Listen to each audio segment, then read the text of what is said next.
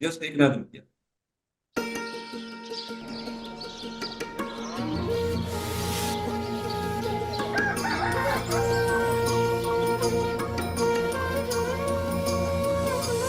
चल चल चले साथ साथ, जुड़कर चले साथ साथ, थामे उम्मीदों का हाथ, अब चल चल चल। चल चल चले साथ साथ, जुड़कर चले साथ साथ, थामे उम्मीदों का हाथ, अब चल चल चल। निकले इरादों की टोली लिए हम करें एक दूजे को शक्ति प्रदान। रातों के चेहरे भुलाने हैं हमको, नए राग सुबह के गाने हैं हमको, बदलाव की फौज कदमों में लेकर नए रास्ते भी बनाने हैं हमको। नई उस तलवों को छूकर कहे कि ये है नया एक प्रभात। चल चल चले साथ साथ, जुड़कर चले साथ साथ, हमें उम्मीदों का हाथ, अब चल चल चल। चल चल चले साथ साथ, जुड़कर चले साथ साथ, हमें उम्मीदों का हाथ, अब चल चल चल।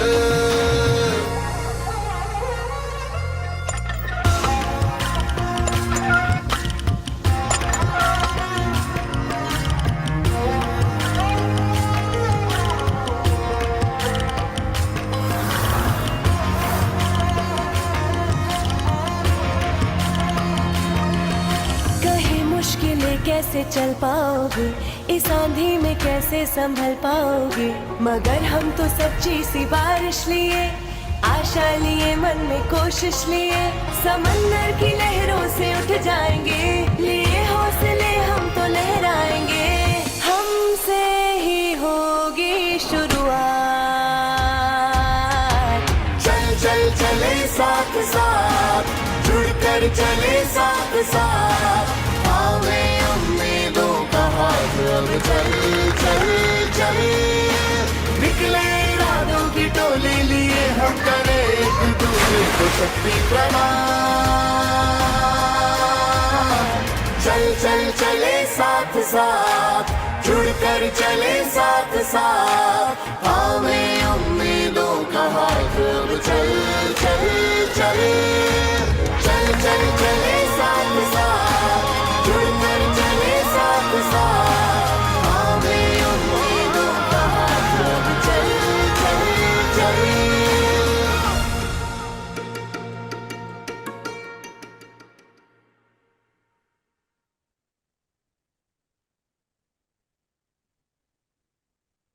चल चल चले साथ साथ, जोड़कर चले साथ साथ. That is the spirit and mantra that Pradhan continues to subscribe to over its 41 years of its journey. In fact, we are very happy to share that over 41 years of its journey, Pradhan, working in partnership with multiple CSOs and other stakeholders, including the government, has touched the lives of more than 10 million marginalized individuals in some of the remotest areas of India. Today, in fact, is therefore a great day to celebrate what we have achieved so far and, of course, reflect on where we want to go from here. It is also a good time for us to recommit ourselves to a deeper and wider engagement that facilitates large-scale change aspired by the communities we work with. So it is in this spirit of celebration, reflection, and commitment that I invite Saroj Mahapatra, our Executive Director, to share his thoughts on Pradhan's journey so far and the Vision 230 that it has set out for itself. Over to you, Saroj. Thank you, Sudhir, and good afternoon all. So first of all, congratulations to all of us for completing 41 years of Pradhan, and this is the 42nd Foundation Day of Pradhan. It's a very inspiring moment for all of us and very emotional moment as well. 41 years, it's not a small period actually. And basically when I joined Pradhan, there were around 30-35 people in Pradhan actually. I mean professionals. And now it's more than 1,000, out of which 500 are the professional staffs. And during the 90s, when our development apprenticeship program was started, we used to recruit near about 10, 15 people from the premier institutes like IRMA, IIM, and then other engineering colleges. But nowadays, we are recruiting more than 200 people per year, actually. So that's the growth that we've been talking about. And obviously, the idea is like individuals with knowledge, resource, and empathy. Empathy towards the marginalized community must work at the grassroots level to bring about the transformative changes in the lives of the rural poor. And the idea still continues actually. And we are bringing most, the people from the various premier institutes from all over India. Like we used to visit near about 60 campuses every year, and 100 apprentices, development apprentices, the first phase of the professional career actually, they used to join Pradhan on a very regular basis actually. Like the last year, we offered 250 apprentices and 100 people joined actually. 100 people are still continuing. So I think this idea is very exciting, and we'll continue with this idea over a period of time. I mean, for the next 10, 15 years as well actually. And right now, Pradhan is working in 8 states. Recently, we've started in Tamil Nadu, and Karnataka will be starting very soon. So that outreach is near about 2.64 million households. So this includes the direct action teams, where our teams are mainly the prototype teams. I mean, they are working very intensively with the SRLM and the NRLM. I mean, I must thank MORT for giving us this opportunity to work very intensively with the NRLM overall flagship program like MGNRG and NRLM. And out of this, like the partnership is one of the major approach that we've been following, like partnership with the civil society organizations, building their capacities, and then partnership with the government actually. Government, mainly the block level and district level, plus at the state level officials. So recently, we have gone through the entire organizational renewal process, and my colleagues will share about that in details actually. So we are aiming at a 5x growth by 2030 actually. That means we'll be impacting the lives of 50 million people by 2030. So that means 10 million women actually, 10 million households. So that requires a very, shift in our core engagement model.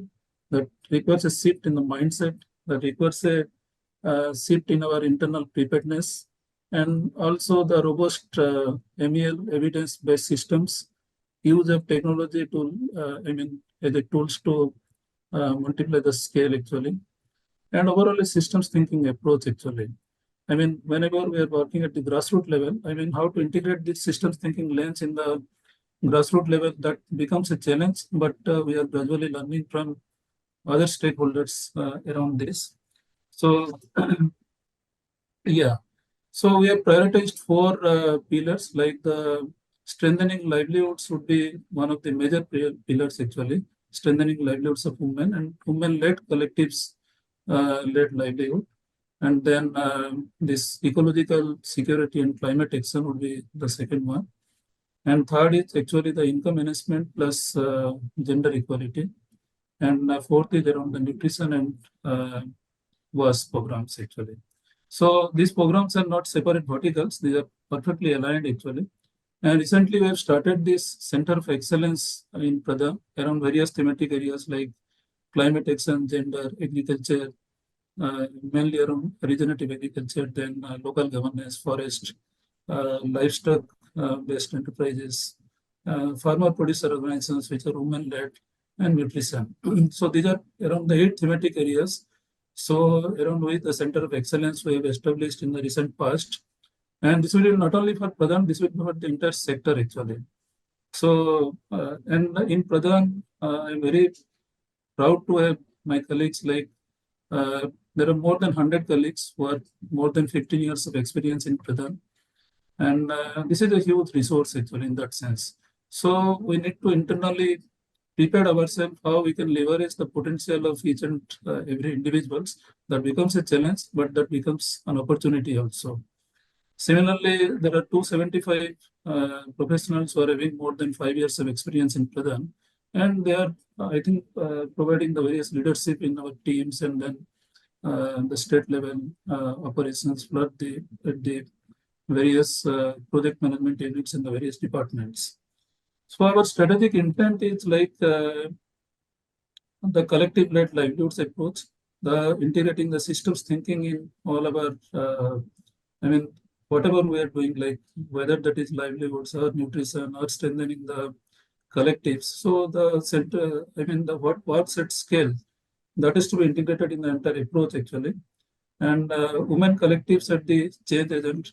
Amarjit Sinha sir is here, so we have gone through the book Last Mile actually. So I think how to strengthen this PRI CBO collaboration plus strengthening the women collective, the village organizations and the cluster level federations. So we are working with NRLM with more than 1 lakh SHGs now. So that becomes a very good platform to leverage the potential of the women collectives actually.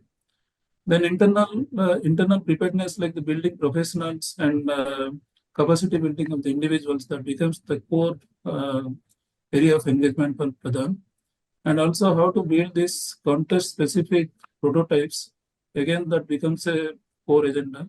I mean, for the Bastar region, the prototype will be very different, whereas for the South Odisha, the South Karnataka, North Karnataka, the prototype will be very different. So how to, how to leverage the potential of the women collectives, plus at the same time, opportunities and resource-based interventions, keeping the ecology into considerations. So I think again that become our one strategic intent, and networking and partnership would be the key lever actually.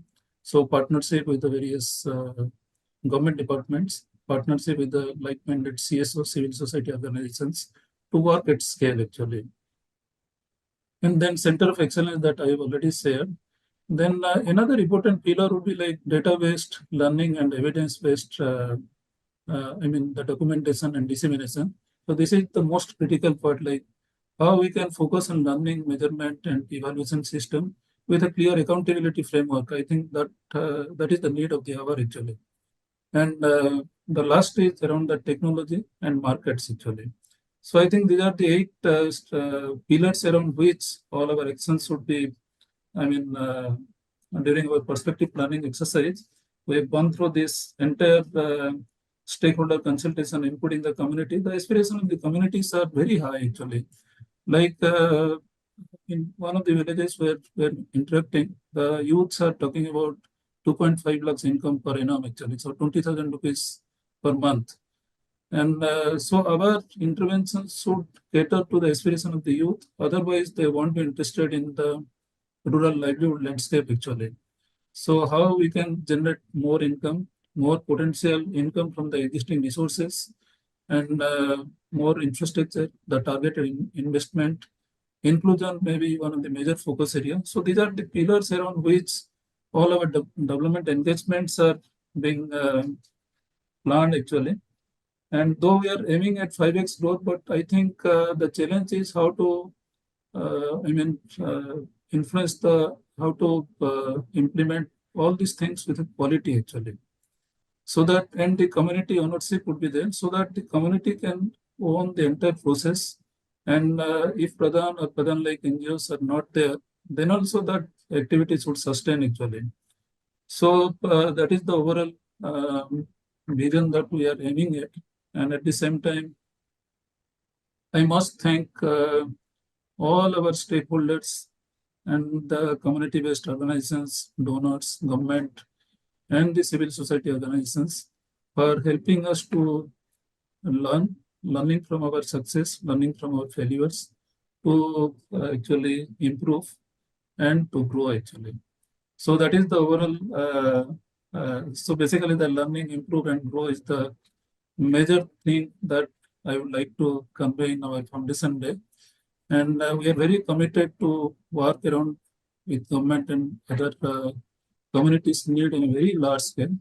And thank you all for giving us the opportunity. And we would like to listen to other panelists in the near future. And near future means during the session actually. Now I will like to invite my colleague Puntalika to share about our goals and priorities in brief for the next 7 years. Yeah, over to Puntalika. Yes. Good morning, good afternoon, everyone. And it's a really precious day for us, Foundation Day, where we all come together to take our oath again to work in this sector and dedicate our time and our energy to improve and bring the voice of the rural as much as possible to the forefront. So I would just briefly talk about the perspective plan process, which started with the consultation process with expert agencies and involving external stakeholders. We did qualitative and quantitative studies. Internal Pradhan consultations were done, several of them, to come up to the Pradhan 2030 goal. And this goal, we generally do perspective plan for 5 years. This time we have done it for 7 years. And that too because we wanted it to align with the SDG time frame. And for that, we did a trend analysis to identify future challenges and opportunities globally and nationally. And we have done focus group discussions and surveys with Pradhanites and communities and our partners, and many of the present government partners and our stakeholders here are in this forum, whom also we have interacted with. So we synthesized the insights right from the community, surveys, stakeholders, Pradhanites internal consultations, and we arrived at, and we also looked into what is the potential impact areas to position Pradhan as key contributor and influencer in the development sector, which are the areas where we need to work to bring in the change. So what Saroj just before me was narrating, working at scale, working with the systems thinking approach is where we are. We have done a lot in our small silos. We now want to work with the system so that we reach to large numbers with our partners. So in that context, we have the goal, which is about impact the lives of 50 million people living in poverty across selected regions of India with a focus on significant economic progress while ensuring gender equity, nutrition security, and ecological restoration. This is the goal we have set for ourselves. And the priority areas, which we briefly, Saroj touched upon, strengthening livelihoods, which we are saying that we will work with about 10 million households on this. And we aspire to have 5 million households achieving 2.5 lakh aspirational income till 2030. So we are setting some aspirational goals for us also. And we will adopt women collective livelihood models, and women economic collectives, the FPOs, would play a significant role in this. We will ensure regenerating and sustainable use of natural resources and creating livelihood assets. And we intend to promote livelihoods through farm, off-farm, and non-farm activities and market-linked cluster development. In gender equality, we want to look at enhancing women's collective agency, increase and access control over income and resources, active participation and decision-making in public spaces, improved knowledge, technology, and skills. We want to see more women as entrepreneurs. In the climate action, this is another priority area, which now we know is, many of us are saying as now is a climate emergency situation. So we plan to engage in conserving, restoring, rejuvenating sustainably. For this, we want to diversify the livelihoods of agriculture-dependent communities to livestock, rearing fishes, etc. Climate resilient agriculture and improving soil health through regenerative farming would be one more approach. And we also intend to use as much as possible clean sources energy. And technology-based solutions for water saving, soil health improvement would be one core area where we would dive more into. And we want to shift into the thinking and behavior of people towards responsible utilization and consumption, which I think will again be supportive toward the climate action. And the fourth, which is not the least, very important, because this is talking about women, people's health in general, that is the nutrition and health. We want to have an immediate action plan to achieve nutritional security, not only quality but quantity. So it's not about diversity, it is about having it in right amount. So nutrition sensitive agriculture, shifting in behaviors and norms to improve nutrition, access to entitlements, and so that everybody gets that, and a comprehensive approach where we are talking about nutrition and health education, and also nutrition sensitive agriculture, which is again aligning to our livelihood work that Saroj mentioned about, to increase the availability, accessibility, and affordability of nutritious food for all. These are the 4 priority areas that we have set for our perspective plan, and we are seeking everybody's support and collaboration to achieve this. Thank you so much. Over to Sudhir and Shikha.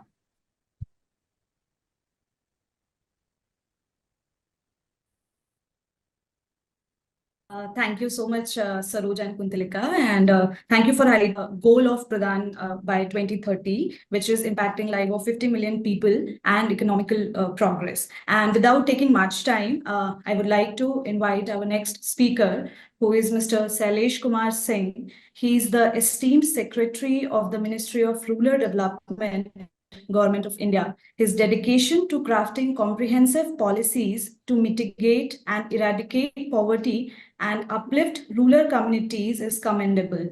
With over 3 decades of diverse experience across multiple departments and ministries, his direction epitomizes a commitment to eradicating poverty, fostering sustainable employment, and nurturing holistic development in rural India.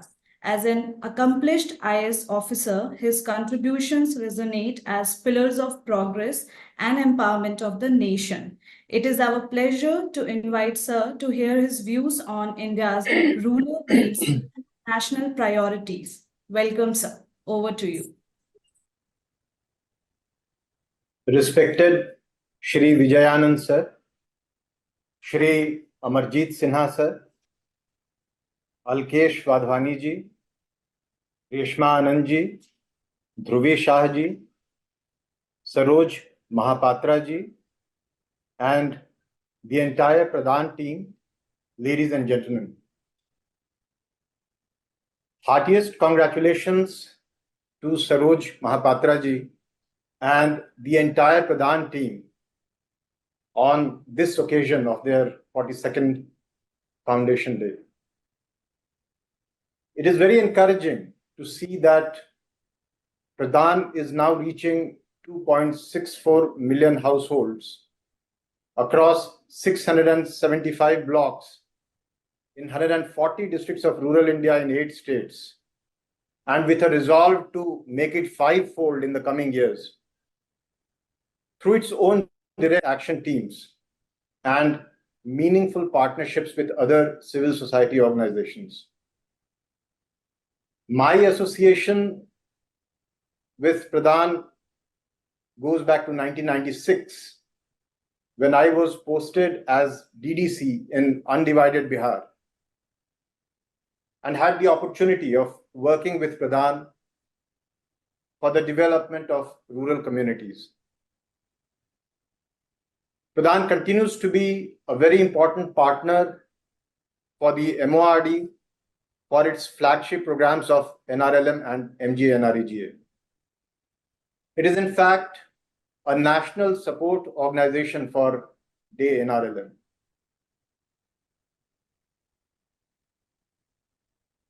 It's heartening to note that now Pradhan has an emphasis on systems thinking, gender issues, climate issues, as Mr. Mahapatra and Madam Kumkarji talked about, behavioral changes, and nutrition-sensitive agriculture.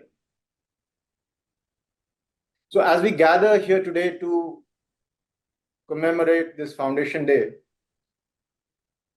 it is imperative to reflect on the evolving landscape of rural India and its aspirations as we march towards realizing our vision for 2030 and further.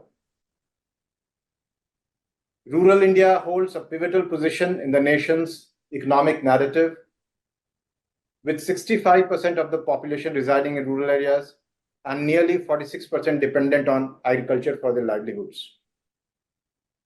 The government's engagement in the rural economy has been guided by the overarching goal of transformative socio-economic inclusion, integration, and empowerment.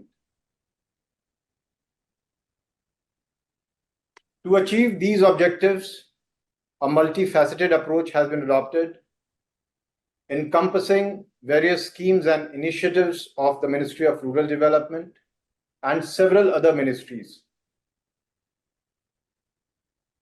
Central to our ministry's efforts is the empowerment of women through self-help groups, recognizing their instrumental role in driving rural development.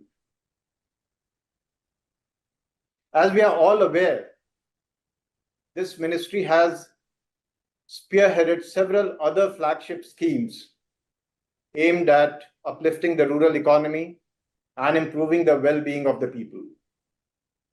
These initiatives include the Deen Dayal Antyodaya Yojana, National Rural Livelihood Mission, DNRLM, which seeks to alleviate rural poverty by providing access to gainful self-employment and skilled wage employment opportunities.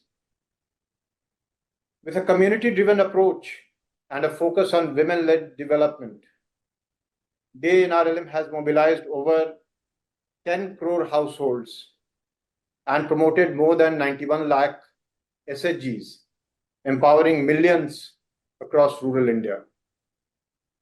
Our community resource persons, CRPs, who are also SHG members, are engaged in a large number of activities benefiting the community, like agriculture extension, animal husbandry, fishery, banking, social inclusion, social development, etc. And now, as we all know, we have embarked upon this major initiative of helping all our SHG members become Lakhpati Didis, empowering them in all ways possible through hand-holding and support.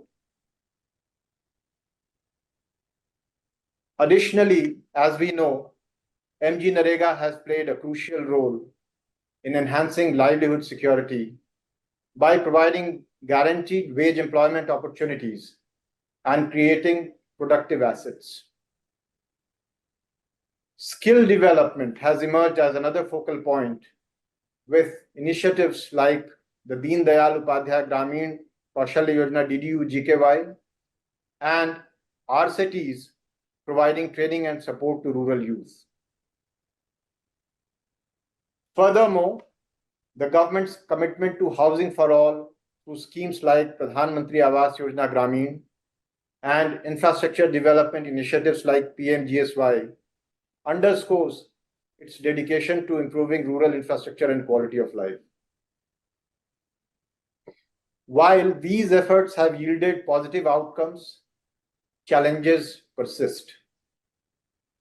The agriculture sector's limited contribution to the GVA, gross value addition, despite a significant dependency on it, underscores the need for diversification and value addition. Addressing infrastructural gaps, enhancing non-farm livelihood opportunities, and boosting rural entrepreneurship are crucial steps toward realizing the aspirations of rural India. The most important challenges in the rural areas relate to human development aspects. We need much more efforts toward better healthcare, education, and skill development. We need to build an environment in the rural areas wherein people are able to live well and to earn well.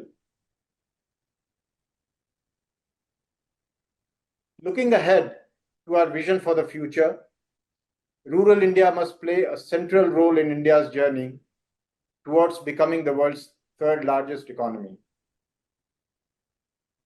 This necessitates incentivizing sectors, both farm-based and non-farm, creating value chains through cluster-based approaches, and fostering rural entrepreneurship through skill development, mentoring, and infrastructure enhancement. The role of organizations like Pradhan in this context is extremely relevant in ensuring that programs of rural development are built bottom up, engaging multiple stakeholders, and developing partnerships with the corporates and CSR funding to ensure better synergies and convergence of stakeholders' efforts and better outcomes of our rural development programs. Pradhan, with its rich legacy and unstinting commitment to rural development, has been a reliable partner for us. Since its inception in 1983, Pradhan has been instrumental in empowering the rural poor through social mobilization, alternative livelihoods, and skill development. As we embark on the next phase of rural development, organizations like Pradhan will continue to be invaluable partners in our collective endeavor to build a prosperous and inclusive rural India. In conclusion, let us reaffirm our commitment to rural development and the realization of our vision ahead. Together, we can build a future where every individual in rural India has the opportunity to thrive and fulfill their aspirations. I end this with an oft-repeated quote from Nelson Mandela. Poverty is not an accident. Like slavery and apartheid, it is man-made and can be removed by the action of human beings. Thank you. Thank you, Mr. Shailesh Kumar Singh. Thank you for showing us the canvas of challenges and opportunities on the rural and the rural development front. And thank you for your words of encouragement for Pradhan to keep at the work that they are doing and what it needs to do to stay on its toes rather than rest on its past laurels. So thank you so much. And it's been a great start to the celebrations and reflection day that we have looked to celebrate today. So thank you so much. It is now time for us to invite Mr. Alkesh Wadhwani to share his thoughts on affecting impact on scale in the rural livelihood space through systems change. And Mr. Wadhwani, as the head of Poverty Alleviation Portfolio for the Bill and Melinda Gates Foundation's India Country Office, oversees transformative programs in Agriculture Department, water, sanitation and hygiene, inclusive financial systems, and gender equality. With a background in health, nutrition, and family planning, Mr. Wadhwani brings with him invaluable experience from his time at McKinsey & Company and Citibank's Financial Institutions Group. So we look forward to hearing your thoughts, Mr. Wadhwani. Over to you. Thank you. It's lovely to hear from Shailesh ji and Amarjit Singh ji. We work very closely with government. 80 to 90% of all our programs in both at the states and at the federal level are really to provide TA to government, which is demand driven, what they feel is the most valuable. The rural sector is very, very large. There are so many things one can do. Just agriculture, 17% of our GDP, and in rural India, when the farmers we work with, maybe half their incomes comes from non-farm. So it's really a large sector and there's just so much to be done. So what I thought is I would take this 10 minutes to focus on 3-4 things. One is new technologies and new products. The second is digital. And the third is our support in terms of distribution and reaching women through SRLMs and NRLM. I would also add that our vision is fully aligned with both that of Pradhan and the government. Just like Sarojji said, our focus as an Gates Foundation focus also is around livelihoods, women, which is gender, and nutrition. So fully aligned there. So maybe I'll start with technology. Since we have to talk about systems, the question we often ask ourselves is, since there's so much to be done, what is the few things that can have impact at scale with the system already built to reach hundreds of millions, and what is that new technology we can bring in that might help to change incomes of at one shot many individuals or rural India. And a couple of years back, we worked as background very closely with both the Ministry of Ag, with NRLM and SRLMs. So, and Ag, I include DAHD. So the DAHD ministry approached us and said that the quality of our FMD vaccine can be improved. So for the last 3 years, we've been working with them and have got a partnership between them and Pirbright Institute, which is a very well-known institute in UK that can help bring technologies and work with the government to improve the quality of the FMD vaccine. As many of you know, foot and mouth disease is very prevalent in India. Dairy is a large sector for the rural poor. So we thought this is a great area to be in and that we can add some value.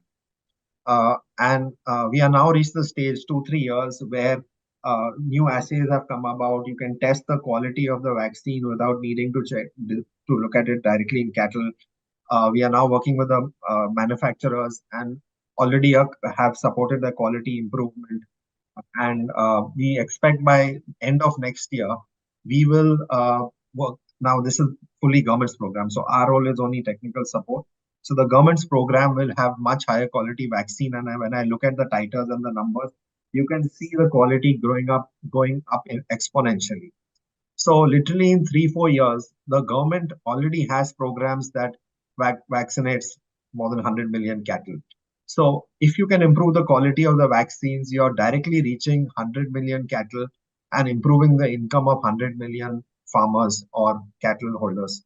So these are the kind of things where we think technology can play a very big role and can reach scale immediately. I will give you 2-3 more examples in this area. So many of you will know that literally a few hundred bulls in the country may account for half of semen production, or a large part, maybe more than half, the bulk of semen production in India for artificial insemination. So the question is, how do you choose the right bulls? So again, we work with the Department of Animal Husbandry through new technologies in genomic selection, get the data, analyze the data, support the government. And can you therefore increase the productivity of cattle just by working with a few hundred bulls and having those stations be having the right technology? So this is a program in progress with DAHD. One last example I'll give you again from the dairy sector is embryo transfer.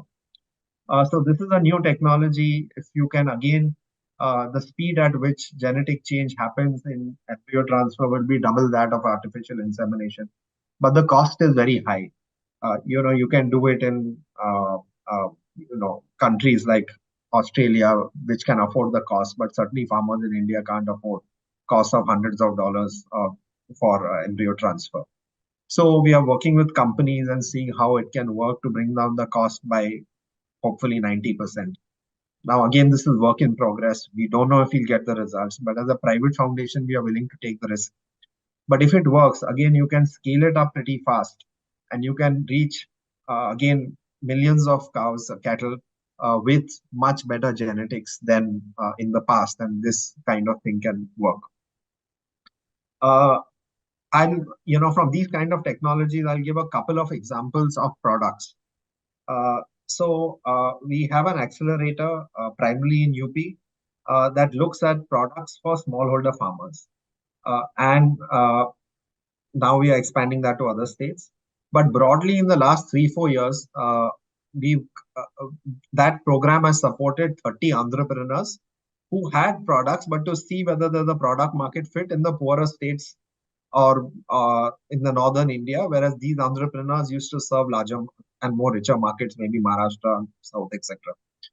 So now we find that about 20 products are actually working. They've been tested out with farmers. We have data. So our role is really to get the data to see how much income increases, what's the cost, etc. And one or two examples, maybe I'll just give one example because we don't have much time, is some sort of hydrogels which a company has.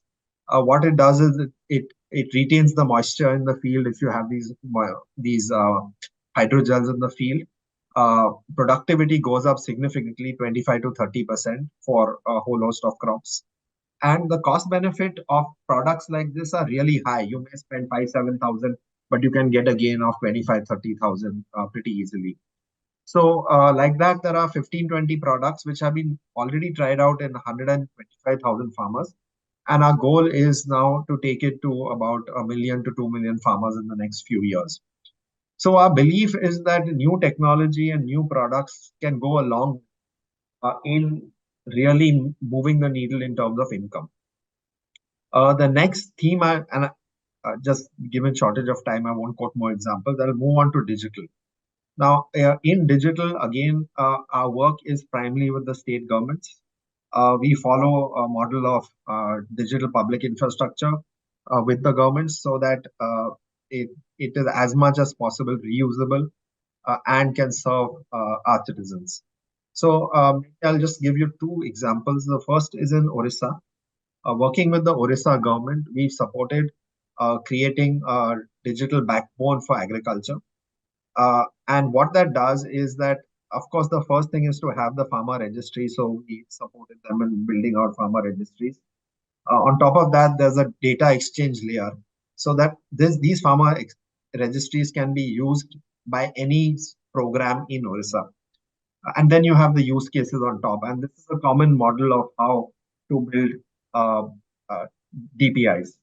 So what that does is it gives confidence to the government that you have a system where you can easily track the last mile farmer, have programs, and feel confident that any scheme the government has is being rolled out properly. So while there are many, many use cases, I will just say two that the government of Orissa chose to use it in. One is extension. Amma Krushi is the extension where now the agronomists have of the state government have over the last 3-4 years kept on increasing the messages they send out, the extension messages. And now about 5 million farmers are getting about 30 million messages per year on extension for various crops. And there's also a call center. These messages are by IVRS. There's also a call center that receives calls so we can track what's going on. You know which crop they are growing based on the farmer registry, etc. Multiple registries have been put together. Now, just in one area, in pest management, the government of Orissa has been able to reduce losses by 90% by tracking ETL, by tracking where there are breakouts, by moving people and giving the subsidies for pesticides to where there are breakouts, etc., etc. Now, it's a phygital system. I'm not saying it's only digital, but it really can work very well. Because it also tracks the extension workers and is able to see that the extension workers deliver on the ground. Every day there's you can track how many fields the extension workers to go out and get data on pests, etc. You can geofence where they have gone. You can take photographs, etc. So this is one example. Another example is what the government decided to do on rice fallows. So the agriculture department decided that in 3 years, they would like to have 1 million hectares of land under rice fallows growing either oilseeds or pulses, I think. Now, again, because this database is there, it's digital, they have the confidence that if they have a scheme, it will reach the last mile, with the other seeded bank accounts in the farmer registry. So if money is given, you're confident. They map 2 million hectares, which have the potential to do rice fallows and therefore set a goal saying 1 million in 3 years. In the first year, the government reached 30 to 40,000 hectares. This year, it's about 300,000. And the government is quite confident that by next year, it will reach about 800,000, which is quite close to the goal and would be the largest rice fallows program in India. So digital gives confidence that you can scale up very quickly. So these are the kind of systems which we think are important to be able to get work going at scale. I'll now pivot to, we've also supported NRLM in building out the LocOS, which is a digital platform which is being rolled out across all 90 million SHG women. So we think that digital base will allow SRLM to move much faster once the transaction data is input and as we speak is going on. I'll finally move to examples of NRLM and SRLM where we work with multiple SRLMs. Sarojji and Pradhan are an important partner for us, and we work with them to look at different models. Sarojji spoke about the APC model, agri-production cluster model, the cluster model, which we think is very important. And cluster in this term is growing the same crop, with maybe a couple of thousand farmers so that you get economies of scale. But more importantly, we believe that these kind of models can work if CLFs, cluster-based federations, cluster-level federations are strengthened, which is what we look forward to working with Sarojji and his teams in multiple states. They've proved it out in 50 CLFs. Right now, there's one program where they're doing it in 345 CLFs. And the aspiration, of course, is that NRLM wants to look at these kind of models for 10,000 CLFs. And these are the kind of things that excite us working with SRLM. That's just one example. We have many other programs with SRLMs and NRLM, which for us, NRLM support is one of our largest focus areas in the country, just given how exciting it is to work with the government on these programs. So I think these are the kind of systems. There are many, many more systems which I haven't talked about in the interest of time. Seed systems is one, market systems is another, but I think I may have already exceeded my 10 minutes. So I'll pause there and thank you very much for giving me this opportunity. Thank you, Mr. Wadhwani, and it was really enriching to hear your insights on basically your focus on new technologies, new products, digitization, and how Foundation is supporting SRLM and NRLM, and how Foundation's vision is aligned with Pradhan and government. So it was really nice to hear you. And looking at the time, and since we are behind one session, so I will quickly jump into the next session. And for that, the next speaker is Ms. Madhu Khetan. So I would like to invite her to hear her thoughts on how self-sustaining community collectives facilitate in attaining the national priorities. She is an integrator at Pradhan, plays a pivotal role in coordinating and implementing sustainable development initiatives. With a focus on rural empowerment, she leverages her expertise to foster innovative solutions and promote inclusive growth in marginalized communities. Madhu's dedication to grassroots level engagement and capacity building has been very instrumental in driving positive change and improving livelihoods in rural India. Over to you, Madhu. Thanks, Shikha. So, cognizant of time, I will try and be mindful and maybe take lesser than my 10 minutes. So I think, India is at a critical juncture in history where we are home to a, large young population. We are also, the world's fifth largest economy and aiming to become, the third largest after US and China. Now, economic prosperity and resilience require, 5 types of capital. One, we kind of naturally think of, financial capital, but there are also several other capitals like the natural capital and human capital, and social and physical. Now, the role of the social capital is what, is been given to me to talk about. And I think the role of social capital is very important as it can bring together all the other forms of, capital towards and building an egalitarian model of development. Now, India has had a history of social capital, right? From the food movement to later other policy level measures like the whole investment into, Panchayati Raj institutions and cooperative movement, etc., apart from the large, civil society base that India has always had. A new example of, a form of social capital is the women's self-help group movement, which has done a lot for women's empowerment all the way from Kerala to Bihar. And in this, the work done by the National Rural Livelihood Mission, where, the more than 10 crore women have been mobilized into women's SHGs. And, these SHGs have put together or mobilized over 1 lakh crores of, women's own savings, and several times that amount they have also leveraged from bank loans. So there are, as of now, close to or slightly more than 32,000 cluster level federations. And these are fairly large organizations with a membership ranging from 3,000 to 6,000 members and a fairly large corpus of, 3 to 5 crores in many cases.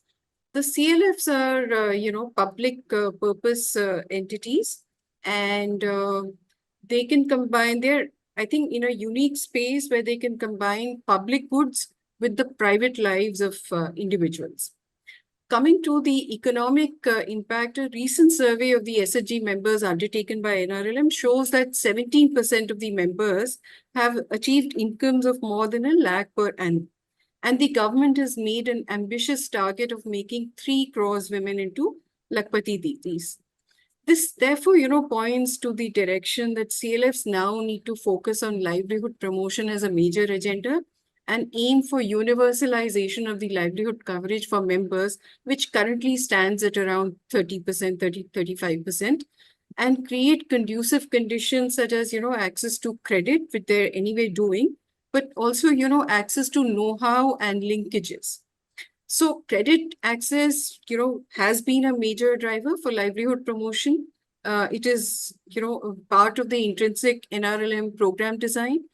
But, we're also seeing that areas with low monetization or low economic vibrancy need to have a larger effort on livelihood promotion with additional enablers such as, prototyping, experimentation, technology, etc.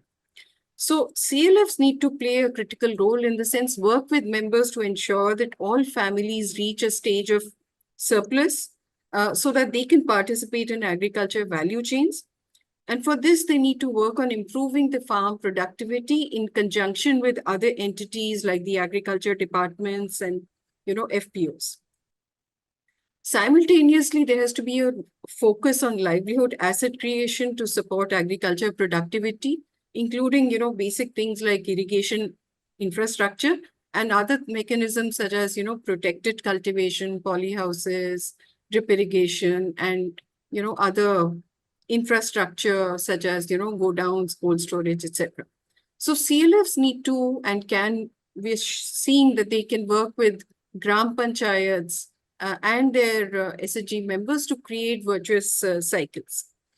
Now, secondary agriculture has to be equally in focus along with primary agriculture, and CLFs can work on creating surplus production to achieve marketable lots and support processing near the farm gate instead of, produce traveling distant geographies.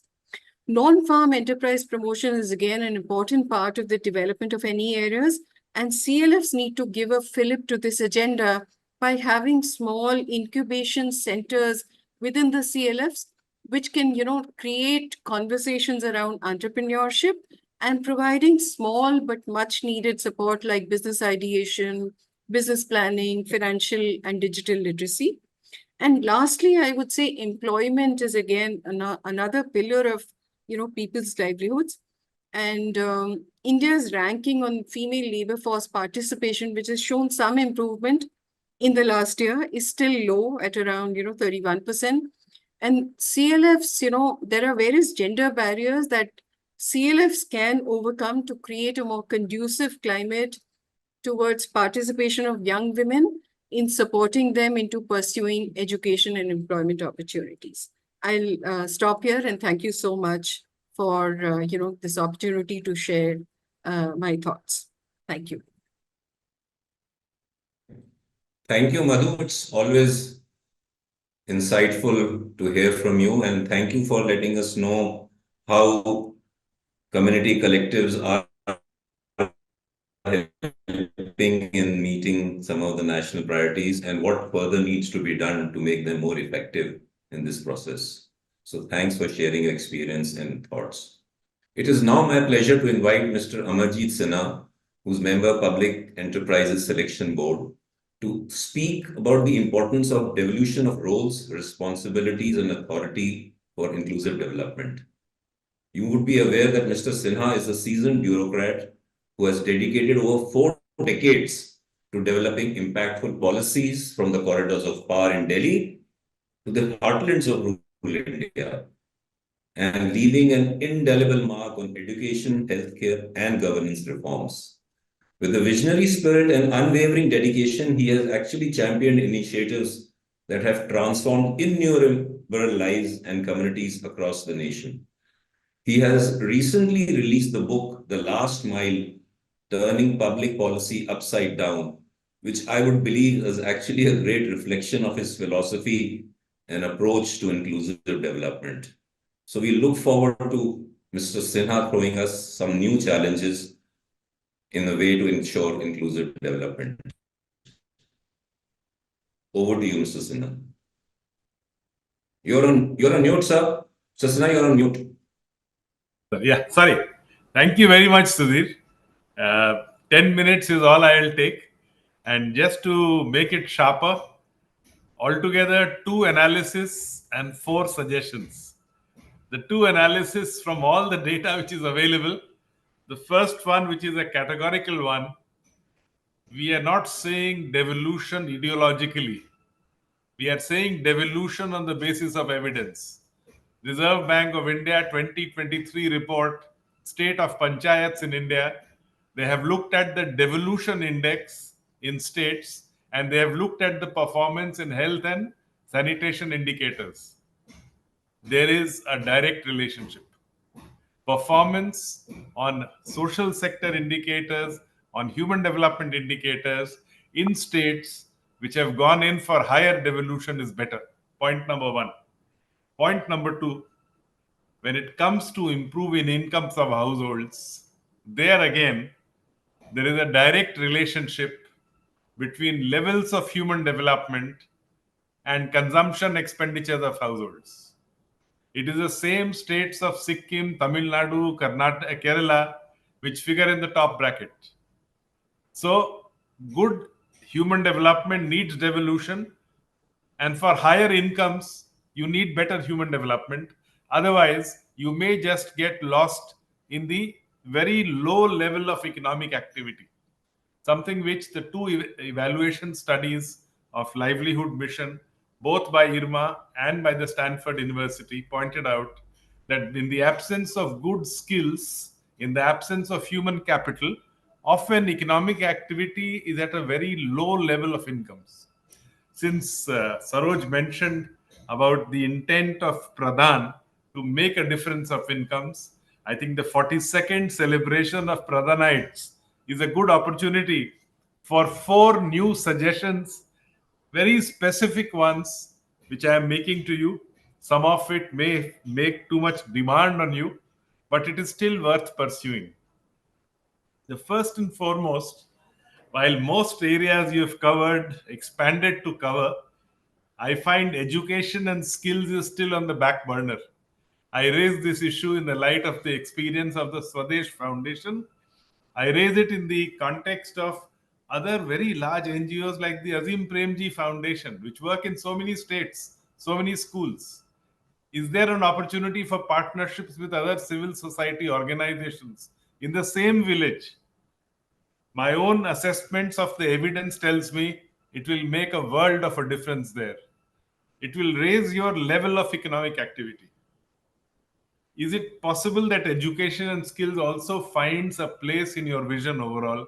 Because as Ronnie Screwvala said it very correctly, they tried only livelihoods and they could go only up to a point. If you want to go beyond that, you will need education and skills as well on a much larger scale. The second point which I wish to make, already PRI CBO collaboration is there, a lot of other things you're already doing, so it doesn't need to be made. But I would still say that a good evidence-based progress is what Saroj again mentioned in his very rightly. How do you measure change? This is something which I place before the Pradhanites. Given your numbers, given the 1 lakh self-help groups that you work with, a framework for Mission Antyodaya for measuring progress on various SDG parameters. The Panchayati Raj and the Rural Development Ministry together in partnership with elected panchayats and women SHGs collects every year. Can we improve it further? Can we improve the periodicity? Can we improve the veracity of that data which gets reported there? That is one format which will go a long way in creating a vision for planning at the panchayat level by identifying where is the gap. Work with the Mission Antyodaya framework. Challenge it, improve it, but work with that framework. Mr. Professor Umen from the Development Institute in Kerala made this point in his EPW article. I placed this before for consideration of the group here. 3, the Lakpati Didis. It's an opportunity for Pradhan to contribute in an even bigger way. I want to share with you 2 things. The 2024 Reserve Bank of India Master Circular is with me. I've been going through it. For the first time, very categorically, the RBI seems very upbeat about financing SHGs. At every level, they want to prioritize it. Here is your opportunity, and this opportunity will get better because I'm a part of a process. Shailesh is aware, the Reserve Bank Innovation Hub. We did a detailed study. I chair their committee on gender. We found that a woman or a SHG has to visit a bank 4 or 5 times, and it takes 7 to 8 weeks before a loan gets sanctioned. We wanted to use technology to resolve this issue.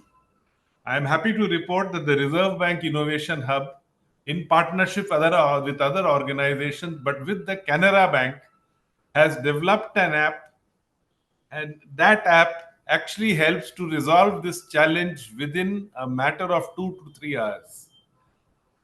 Both the eKYC of the SHG and the individual is done simultaneously right in the beginning, and thereafter even the MCP, the credit plan, micro credit plan is uploaded on that app. The loan process follows thereafter. This has the potential to go on scale. It will close many NBFCs because we don't need to borrow at 30%. If the RBI is saying that this should be a financial inclusion, it doesn't say only for economic activity. RBI circular this year says it is a complete financial planning. The SHG loan should be seen. Banks will be encouraged to embrace the concept of total financial inclusion. This is what the circular is saying. Can we, along with this technology change, Shailesh, all of us are trying to push that particular change that Canara Bank has done. Can we do it across all banks? We can really go on scale. And the last point which I wish to make, the fourth and the last one, has to do with a lot of the work on agriculture that you do. The happy news again, the RBI has agreed to fund producer groups and companies as well. Farmer producer companies are also now on that priority sector lending. Clearly a step forward. I know that Pradhan has formed a lot of producer groups, and challenges with regard to ease of credit can be resolved if we push the space here. Appeal goes to Shailesh as well on 4 of these parameters. If we move forward, not 3 crores, but 6 crores can be brought up more than 1 lakh per annum income-wise. And I'm very happy that you're not aiming at 1 lakh in Pradhan, you're aiming at 2.5 lakhs. We want to give wages of dignity. We want to have enterprises of dignity. And dignity will not come in anything less than that, even in the rural setting. We need more refinance, more incomes of households than what we are presenting. That's all I have to say. A presentation I've shared with Saroj. Feel free to share it with whoever you'd like to. I have no issues at all. Thank you. Thank you so much, sir, for sharing your key suggestions to Pradhan. And definitely, as a Pradhanite, we ensure that we would definitely take that ahead. Your focus was completely on education and skilling, how, Pradhan can include that in their vision, how CBO and PRI collaboration can be, measured in terms of changes, and how we can contribute more in the Lakpati Didi initiative, and how we can take advantage of government funds in our agriculture work with FPOs. So thank you for sharing those insights with us. Thank you so much. Taking this session ahead, I would now like to invite Ms. Reshma Anand, a Ford Foundation's Regional Director, who brings over 2 decades of dynamic leadership spanning corporate, non-profit, and social venture sectors. With a passion for informed philanthropy, she drives impactful solutions for rural development challenges, fostering partnerships and dialogue to catalyze positive change across India, Nepal, and Sri Lanka. It would be good to hear her views on the need and importance of strengthening the development sector ecosystem through partnership in the context of rural development. Welcome, Reshma.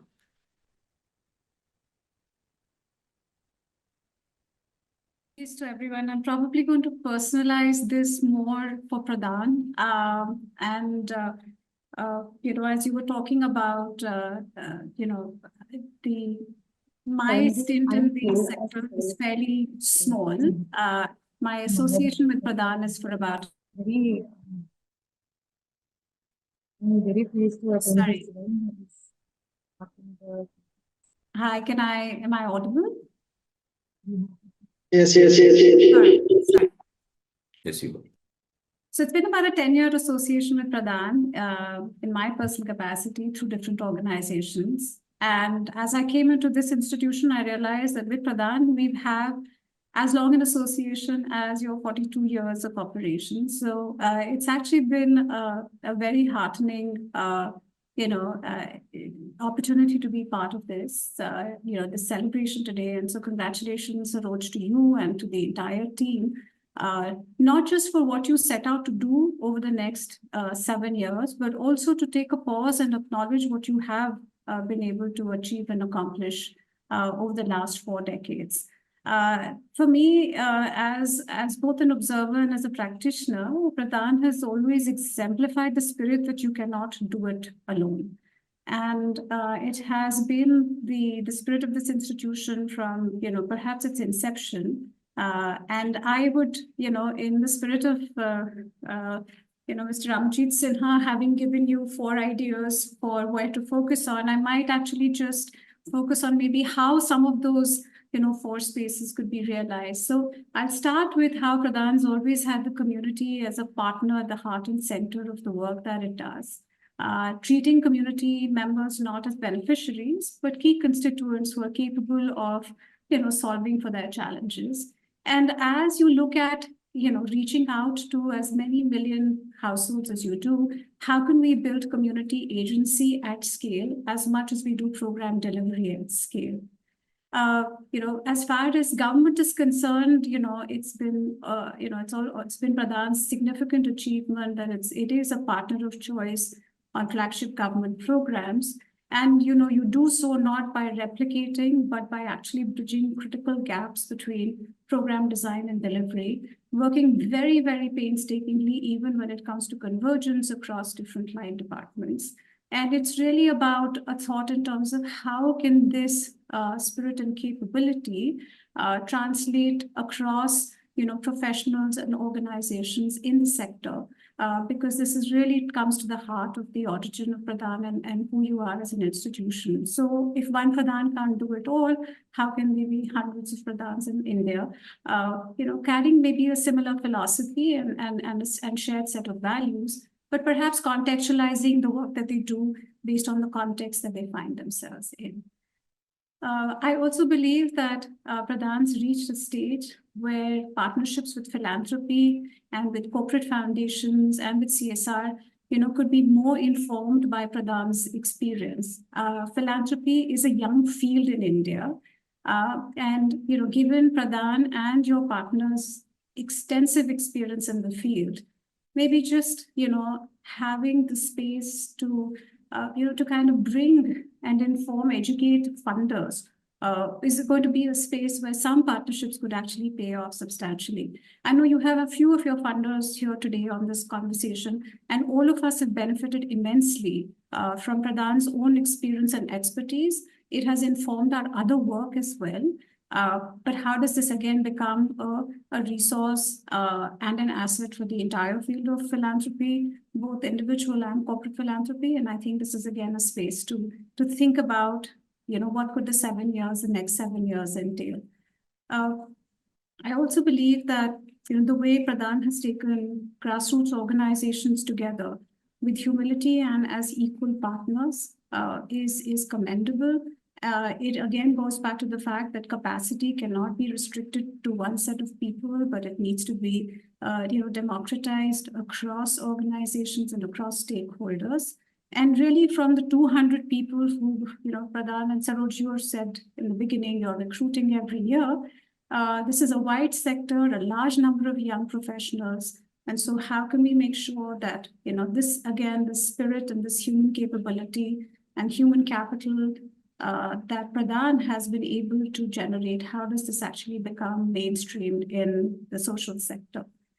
I also believe that Pradhan's been very open to intersectionality, and this is a space that, really excites us and our partnership in terms of recognizing India's gender dividend and really using the gender dividend in the context of farmers' well-being. I know a number of programs have been spoken of today, whether it's Lakhpati Didis or women-led farmer producer organizations, but I'm glad that we are also working in terms of improving the representation and leadership of women-led organizations and women-led federations across the country.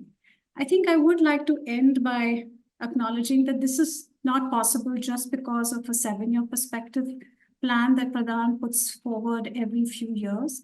But I think what stands out is your DNA as an institution, not just your capabilities, but the values of humility, of working together, of taking everyone along, which is the reason why, we're all, wishing you success. And on behalf of the foundation, of course, we're here as partners for as long as Pradhan's invested in the field and is also thinking, creatively and at scale about how partnerships could transform the landscape of human development and as well as economic progress for rural India. So with that, good luck for the next 7 years. And, please, look around the screen right now. Not only are we your well-wishers, but we're your partners in your journey as well. So thank you. Thank you, Reshma ji. Thank you for the words of encouragement. I must confess that we are blushing a bit because of your words of appreciation. But I think, on the other hand, you've also given us a lot to think about of what are expectations from partners and what is the possibilities that Pradhan should look at going forward. So I think there is enough for us to think about, and we will do so in the days to come so that the years ahead are more meaningful. So thank you so much. It is now time for me to invite Ms. Dhruvi Shah to share her thoughts on the need and importance of building organizational capabilities in the context of rural development and meeting our SDGs 2030. Ms. Dhruvi Shah heads Axis Bank Foundation as the Executive Trustee and CEO with a distinguished background in banking and a deep commitment to social issues.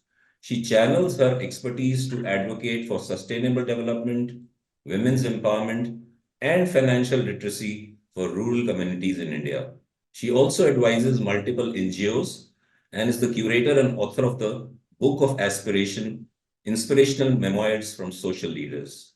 We look forward to listening to you, Dhruvi. Over to you. Thank you, and compliments, congratulations to the team on 42nd anniversary.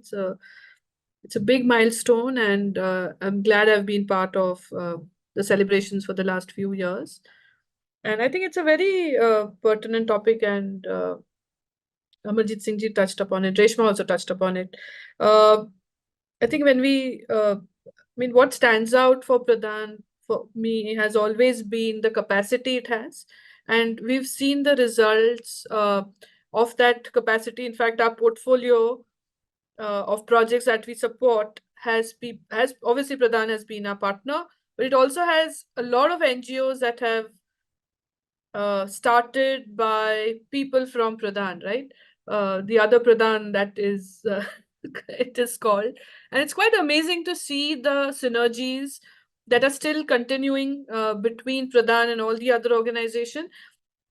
And there's a commonality that we see across, and this would not have happened without a certain philosophy on capacity building. So I don't think I have to tell Pradhan anything on building capacity, because that is what has been done.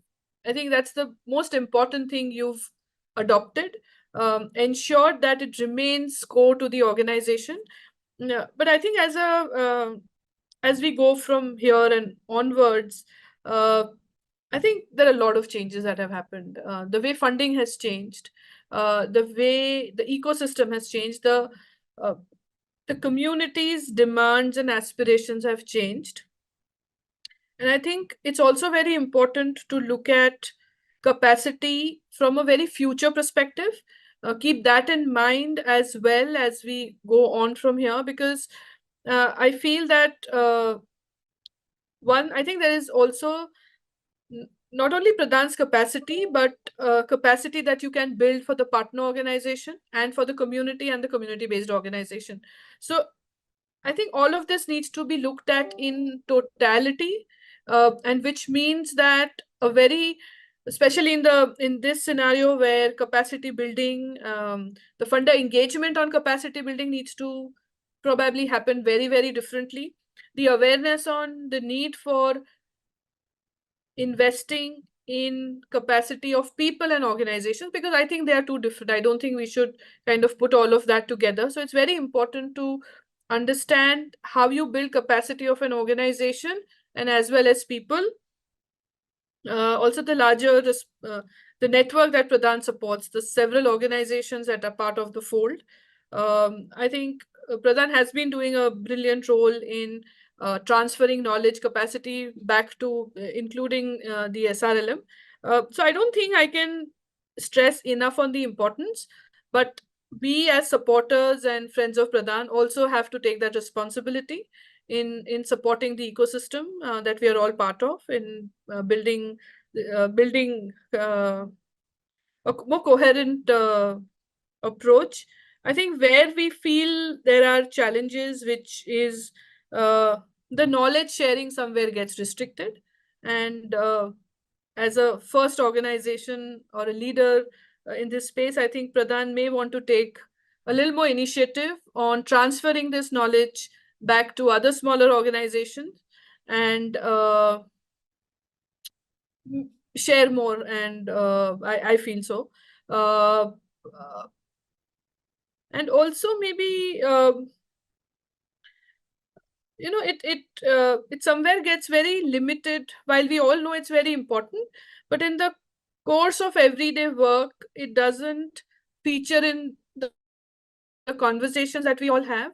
So how do we mainstream this conversation of capacity as part of everyday actions that we take? We sometimes talk about it, we sometimes look at it, but I think it's something that needs to be core to scale, because scale is not going to happen until we are able to create a narrative which is strong enough to become leader for doing anything. So I think that's a opportunity for Pradhan to capitalize, and I think I'll stop with that, and wish you all the very best, and very happy to be part of this journey with Pradhan in, again, last maybe 10-12 years. Yeah, so thank you so much.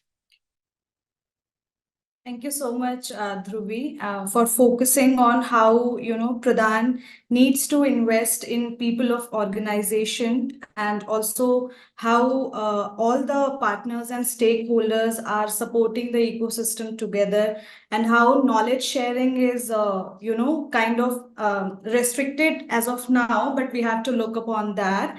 And also how we can mainstream the conversation of capacity building on a daily basis. So these sharings were, really helpful for us, and it was great to hear you. Thank you. And with this, with immense joy, I would now like to invite Mr. S.M. Vijayanand, who is a distinguished civil servant renowned for his leadership in rural development and governance, with extensive experience spanning over 4 central levels in India. As the former Chief Secretary of Kerala and Secretary of the Ministry of Panchayati Raj, Sir has spearheaded transformative initiatives aimed at empowering rural communities and enhancing local governance. He is also the chairperson of the governing body of Pradhan. It would be great to hear his views on the way forward for Pradhan in the context of rural development and meeting our SDGs 2030. We welcome you, sir. Thank you, fellow panelists and fellow Pradhanites. When I became chairman of Pradhan, I got more congratulations than when I became Chief Secretary of Kerala. So that shows the stature of Pradhan. And let me bow before the wisdom and foresight of the founding fathers of Pradhan, some of whom I knew closely, quite well. At that point of time, it was more of heart which is required for good rural development, but now it requires combination of a good heart and a sharp brain. So working in unison. So the challenges have grown, but we are still there. And what are the focus areas? Beautifully outlined, supported by all of you. Let me reiterate some of them. We have a great expertise in NRM. Just go a little further into addressing climate change.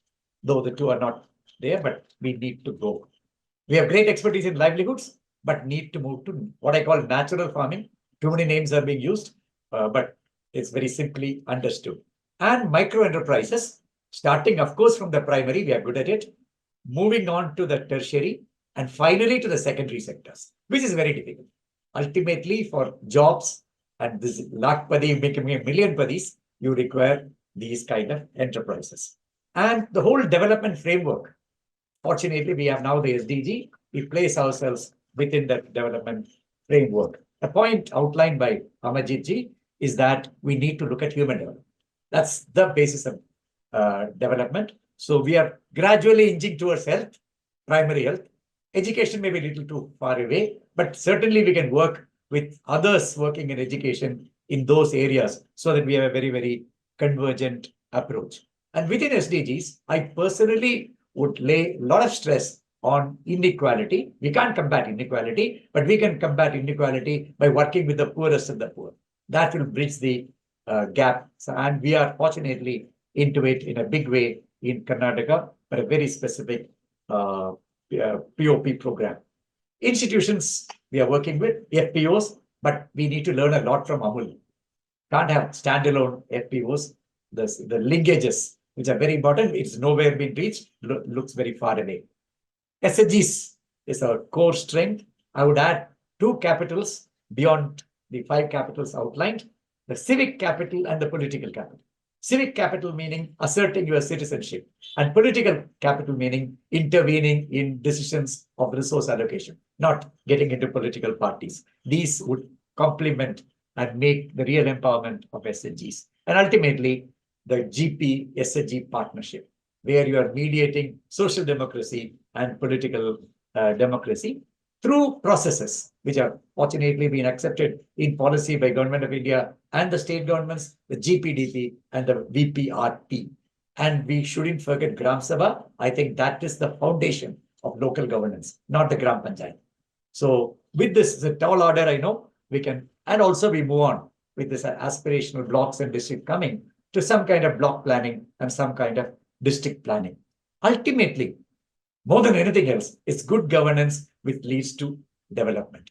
Earlier, we thought development will lead to good governance. But now it's proven. That is what Amarjit mentioned about devolution and all that. This good governance leads to development. And what are the strategies? Of course, as we mentioned, we network with fellow CSOs. And the best network I saw was a spontaneous network, not a well thought out, structured network during immediately when COVID struck. All of them came together, worked in unison, the SSGs, GPs, and the NGOs. And I personally feel, I've been telling my Pradhanites that we should work as one of the leading NGOs to build the capacity of civil society organizations across the country. Maybe there are 3 million of them, I don't know, but they need capacity building, even at a very, very base end. And of course, we work with state governments as policy support users and high quality professional assistance, and also in capacity building. Some other things only which we know, especially producing modules for SIRDPRs like courses and trainers. Let me conclude by we have more than 260,000 panchayats and 1 crore SHGs and a lot of federations. We can't convert all of them, even in our focus areas, but we nurture schools of practice. We nurture beacons, and I've seen them learning from each other. It's almost natural.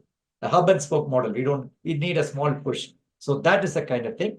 Now, while we are broadening, spreading, we shouldn't forget depth. So breadth and depth go together, and rigorous self-assessment of our performance and of local performance, a point highlighted by Amarjit Sinha again. So I call it local statistics.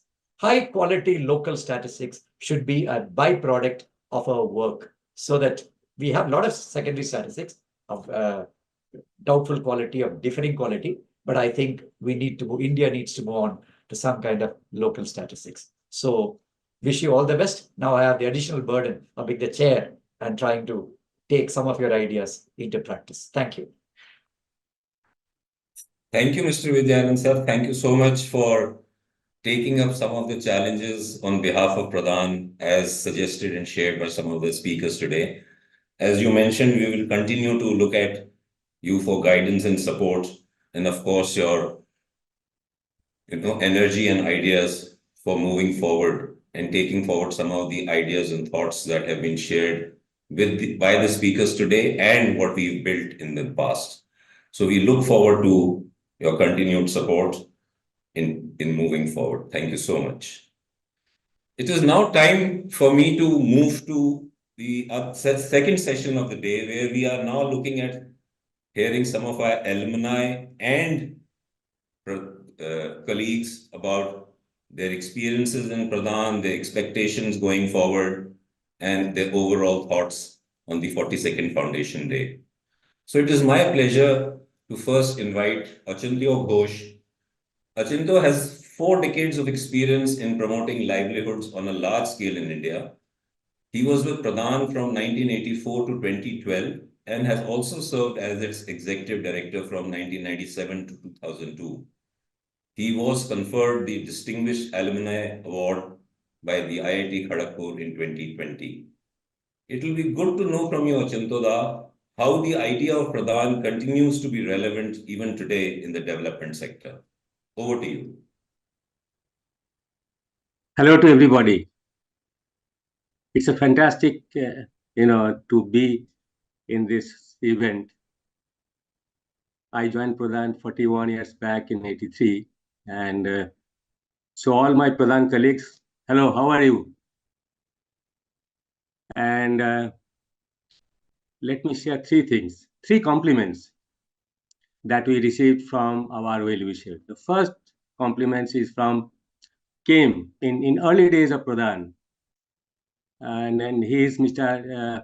Joe Mediath. So Joe Mediath said, Pradhan stands for people running around doing absolutely nothing. Let me repeat what I said. That Pradhanites, people running around doing absolutely nothing. To my Pradhanites, friends and colleagues, please do not take it as a negative thing. It's an encouragement that, he said, you guys are restless and trying to do things on the ground, and for that ये अपने दौड़ भाग कर रहा है, देख रहा है, हाथ मार रहा है कुछ करने के लिए.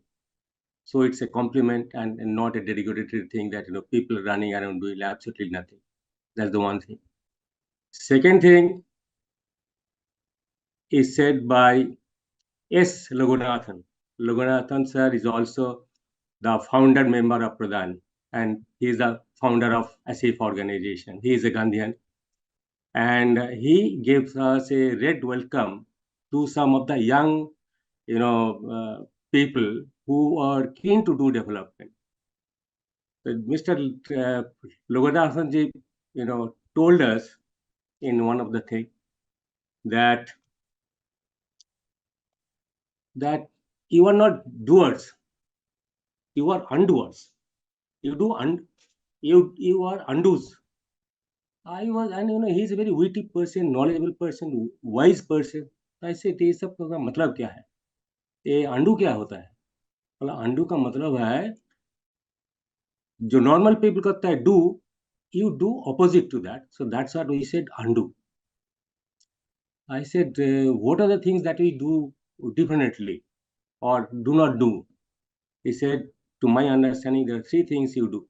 He said the normal people who join an NGO, educated people, they write proposal and they instruct people, the field stops.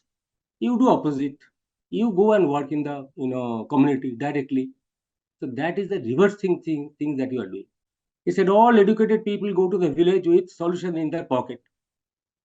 You say and ask community, what is the problem? And you try to solve the problem so that villagers can do it by themselves. And third is, he said all educated people are very egoistic people. And often they make mess out of the whole thing. So thank God that you are all, very soft people. Do not have that kind of, arrogance and other things. आप silently काम करते हैं. He's a Gandhian. He says that silently काम करो, ऐसे काम करो जैसे दाहिना हाथ काम कर रहा है, बाएं हाथ का पता ना चले. Anyway, there's an opposition to that. Vijay Mahajan said, भाई जंगल में मोर नाचा किसने देखा? So whatever you do, it must be seen by others so that other people can learn. Anyway, that's another, stand that will deal with others, some other time. So it's a fantastic thing to see that the relevance that, of our kind of people doing the kind of things that has been done, and good to see that 500 such people are doing it in Pradhan. I am sure the same kind of people are also doing in this sector. And third is Dr. A.K. Basuji, who is the founder of Society for Rural Industrializations. Dr. A.K. Basu was also professor at IIT Kharagpur, was my professor there. So he said in one of the government meeting, one of the divisional commissioner, he said, I've seen your work. In fact, we are doing some work on water resource creation. So he said that हमने देखा the schemes done by you are running it and using by the farmers because you guys are very close to the ground and doing what is needed to make it run, helping people to understand and things like that. So Basuji was also in that committee, and Basuji used to head the NGO consortium in Jharkhand area where I used to work. So Basuji called me and he says, I am very proud of Pradhan people, that your head touches the sky, but your feet touches the ground. And he said it in the early 90s. And in 2004, Basuji was heading an NGO consortium, which was basically sanctioning some of the grant UK government gave to Pradhan. And it so happened that, Deep and I had to go to make a presentation. He said, I have a complaint against UP. I said, what is the complaint? He said, whenever I go to any government offices, be it BDO, district officer or government people, they said, we would like to partner with Pradhan and not with other NGOs. I said, so? He said, आपने जो proposal तो दिया है उसका double पैसा लेके जाओ, लेकिन help other NGOs to do things to become your kind of an agency. who will be, doing constructive work, working with the government partnerships. And it was 2004, they said categorically, we have figured it out that how we can work with the community, but how we can help others to do things on the ground, that is a different kind of a technology that we have not figured it out. It was 2004. By 2014, after 10 years or so, my colleagues could figure it out, and in partnership with government and other NGOs, 2 mega programs has been initiated. One is called Usar Mukti. Saroj, if I'm not wrong, that is in West Bengal, working with some, couple of lakhs of, families. And second is Chhattisgarh, where you were also present there that time in 2014 or so. It's called Mega Watershed Project. Fantastic. Two major scale up work has been done. And in the similar time, the kind of challenges and the kind of relevance that Pradhan has today, was articulated by one of the BMGF program officer, Melissa Ho. Melissa Ho bola that, whatever you are doing it in India, it's called the Indian experience. He said it needs to go to other subcontinent, particularly in Africa. So she kept on, pushing us, but, that's another challenge I see that, Pradhan has, that you are fantastic that we are doing it. We are doing it in our own country, India, but world has become small. We have to think for the whole world, and take it to other, where the need is much more. I'll just stop here. Thank you very much. Thank you. Thank you, Achintada. It is always a pleasure to hear you, and thank you for taking us back to good old days and how, Pradhanites and Pradhan gets appreciation from internal and external people. So thank you to reflecting to that highlights as well. And I think we are going to hear more from other colleagues and alumni of Pradhan. So with this, I would now like to invite Khadija Naza Ali. She is a development apprentice in Mohgaon team of Madhya Pradesh, and she has joined Pradhan 9 months back, I guess. So it would be good to hear from her how Pradhan lies in the eyes of an apprentice. So over to you, Khadija. Hello. I hope I am visible and audible. You're audible, we can't see you. Yeah.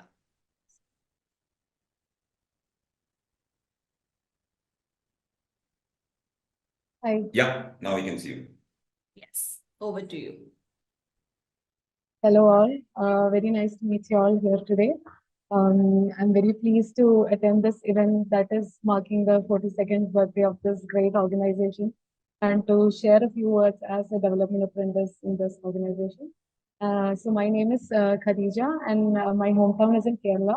I completed my Masters of Arts in Social Work, Livelihood and Social Entrepreneurship from Tata Institute of Social Sciences in Mumbai. Currently, I am placed as a development apprentice in Team Mohgaon, which is in the Malla district of Madhya Pradesh. And I'm also very happy to meet you all wonderful people who has had such remarkable journey and experience in Pradhan, and also all the esteemed guests that joined us for this event. So as a development apprentice, I've had the privilege of witnessing firsthand like the impact of Pradhan's work in empowering communities and bringing about change for the last few months now. And it's been almost 8 months, like I've joined the last August, and my journey with Pradhan began with hearing about Pradhan from my seniors. And upon learning more about the organization, I was like drawn by its alignment with my interest in working at grassroots.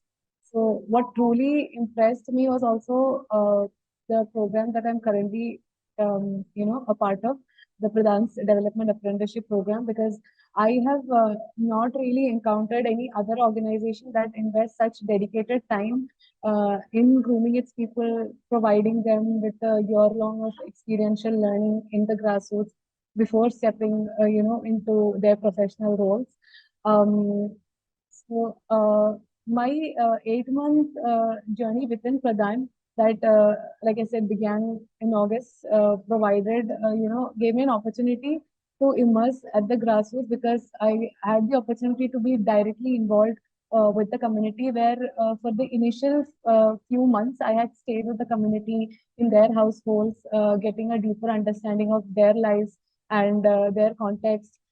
These are, such new experiences for me personally, because I'm from a different state and I had not experienced, or I'd never experienced such, new realities or cultures and language. So it was also a period of self-exploration where I came to know and understand more about myself. And I also had a chance to build my perspectives and attitudes. So by being in this organization, I met a lot of people. I could participate in a lot of trainings and events that eventually enhanced my learning and capacity. Most importantly, it also increased my reflective, capacity, because throughout our apprenticeship program, it, encouraged us to reflect constantly. And this is exactly what I like about this program also. It helps us to understand our potential. It will eventually instill our confidence to work in this sector and build our competencies through like practical experiences, which I think like no university education can provide.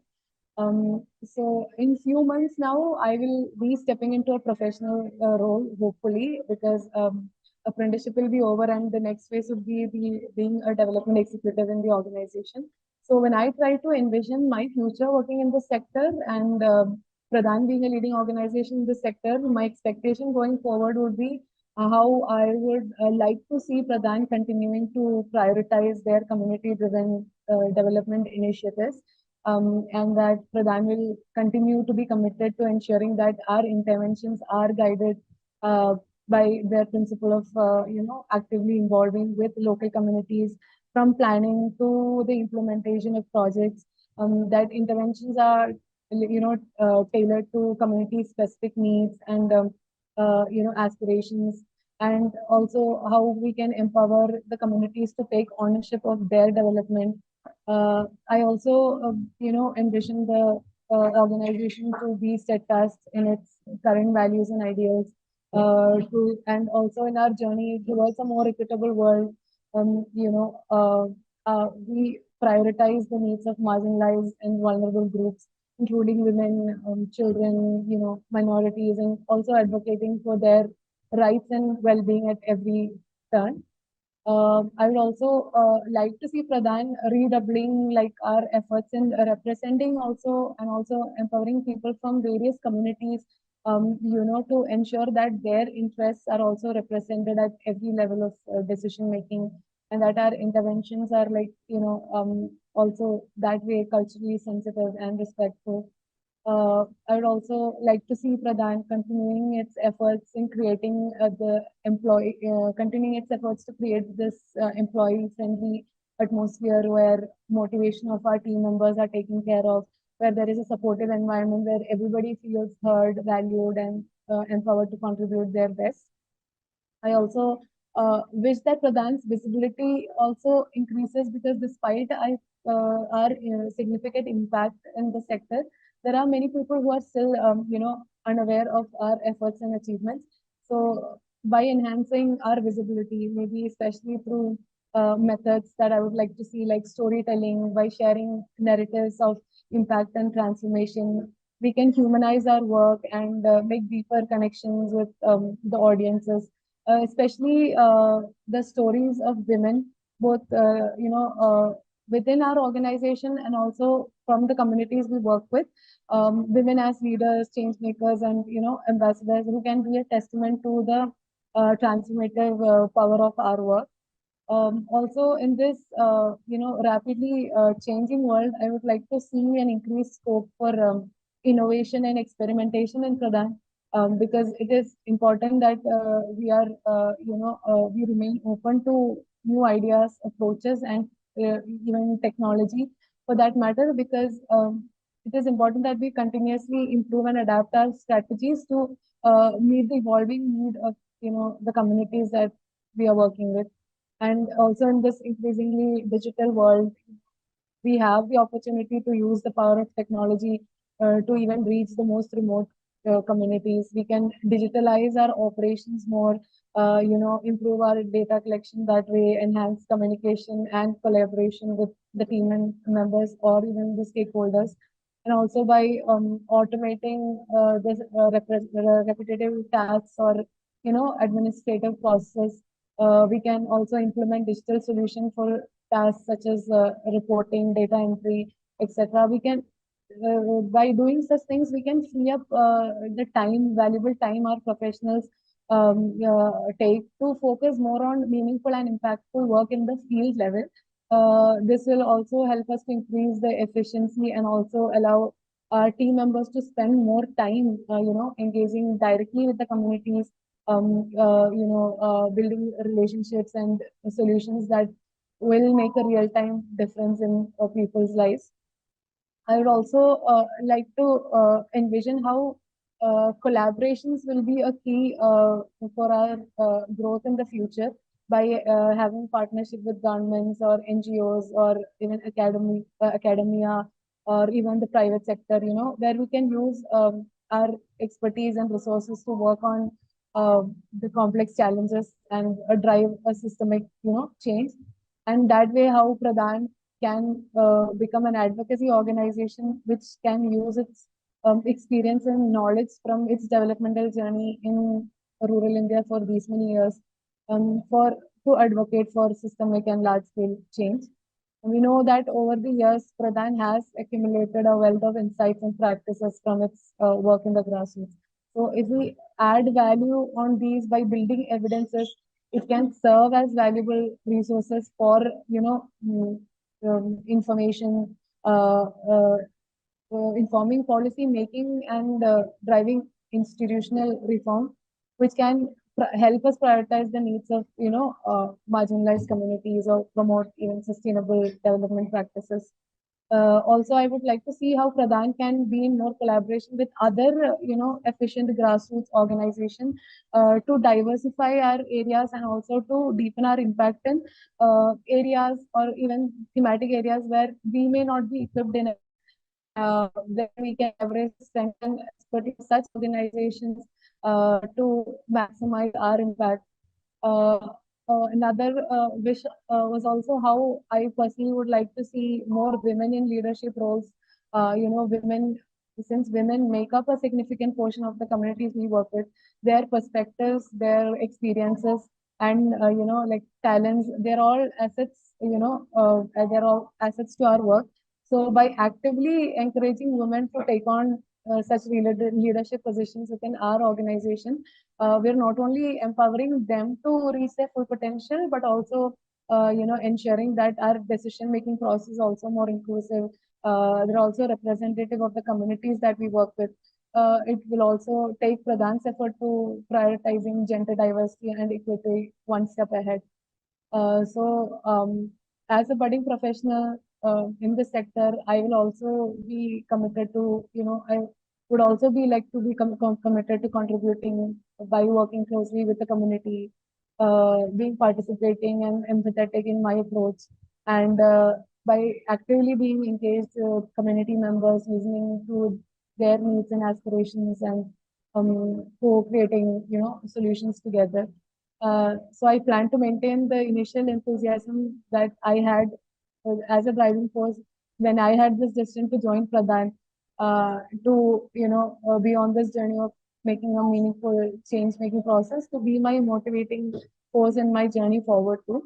So taking these thoughts and ideas into action, I'm hopeful that Pradhan expands to other parts of the country, also even other parts of the world as well, and envision a future where Pradhan continues to be a beacon of hope and progress for people that we are working with. So thank you so much. Thanks, Khatija. Thanks a lot. I must confess that as Pradhan embarks on its next 7-year journey, I think new ideas and new energies from young professionals like you would, really help in propelling us into the next orbit and path of growth. So thank you so much, and we look forward to your continued enthusiasm, as you mentioned, in taking forward some of the ideas that you shared with us. I'll now like to invite Rashmi Anlekha, who's the Executive Director at Harsha Trust.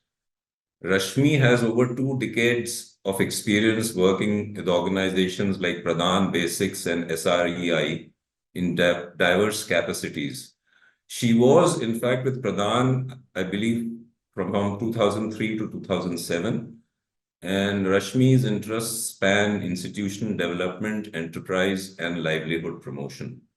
So it would be nice to hear from you, Rashmi, some of your memories and experiences with Pradhan. Welcome.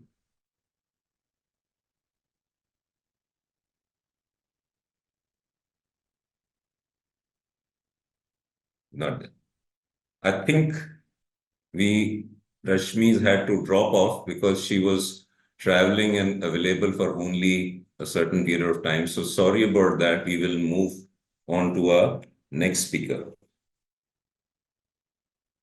Yeah, so our next speaker is Ms. Salabala Panda. She is integrator and lead COE in Forest.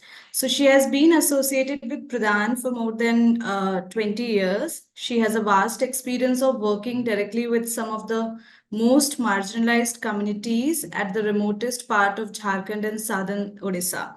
At present, she leads the Center for Excellence on Forest. And we would like to know from her the perspectives of COEs in Pradhan. So over to you, Sela. Thank you. Am I audible?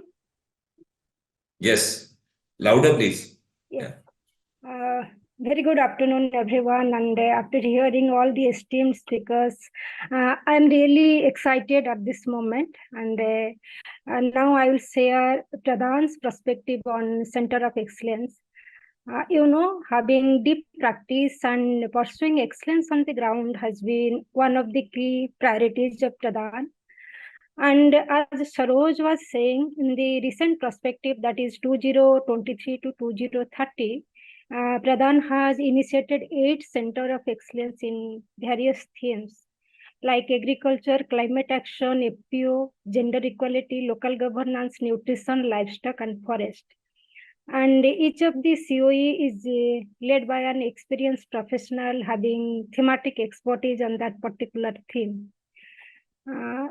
The idea of creating Center of Excellence is to position Pradhan as a leader in various thematic domains, to shape thematic discourse, to enable the aspiration of large-scale impact on ground, both inside and outside Pradhan.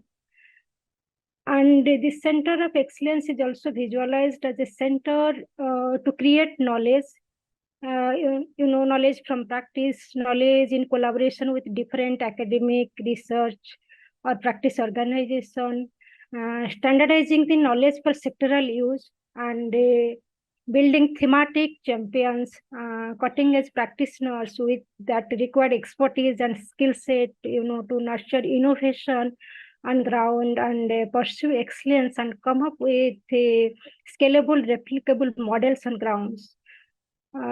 Also, COEs are visualized to drive evidence building mechanism to influence different programs and policy, and include different system thinking approaches, nurture different partnerships, networks to enable large scale system change. And with this word, let me say a few words about the forest COE. Forest is relatively a new theme in Pradhan. We have started 4 to 5 years back. With initial experience, we found that there is a greater urgency to address the issues of forest dwellers and forest. With some intervention, we found initial impacts like increased ownership of the forest dwellers on the forest land and also on their traditional forest resources, and strong community forest governance, and community started stopping further deforestation. They started protecting, conserving, restoring their native forest, and that resulted in enhancing the forest density, increase in the non-timber forest production, increase in uncultivated, safe, nutritious food, that is also enhancing the local nutrition, and somehow gradually the forest become a safer habitat. Some native birds, monkey, butterflies started returning to the forest. All these were very exciting to witness and experience on the ground. And gradually we expanded the work to few more geography in Odisha, Jharkhand and Chhattisgarh. And we have partnered with state government, and we are drawing different support. And this is really helping to stabilize the work on ground. We are also partnering with different technology research organizations for new innovations and building evidences. Still, I will say our work is on a very small scale, and we are aspiring to upscale in near future. But India has 86 million hectares of forest in nearly 1.7 lakh of forest villages, and nearly 300 million of forest dwellers depend on forest for their survival and sustainability. Definitely, it calls for an urgent action to make Indian forest healthy, to impact 6 to 7 indicators of the Sustainable Development Goal 2030. Similarly, other 7 COEs are doing excellent work in their respective theme. And as new initiative, all the COEs are evolving with, lots of dream and lots of passion. And it needs many efforts, collaboration, resources to make each COE of sectoral significance for larger scale impact in India and beyond India. With this, I will stop here, and thank you so much for the opportunity to speak. Thank you, Saila. That was very insightful for you to share the relevance of centers of excellence within Pradhan going forward. Act, excel together is something that will encapsulate our approach in our way forward. So centers of excellence would be extremely critical in driving our way forward. So thank you so much for sharing that perspective.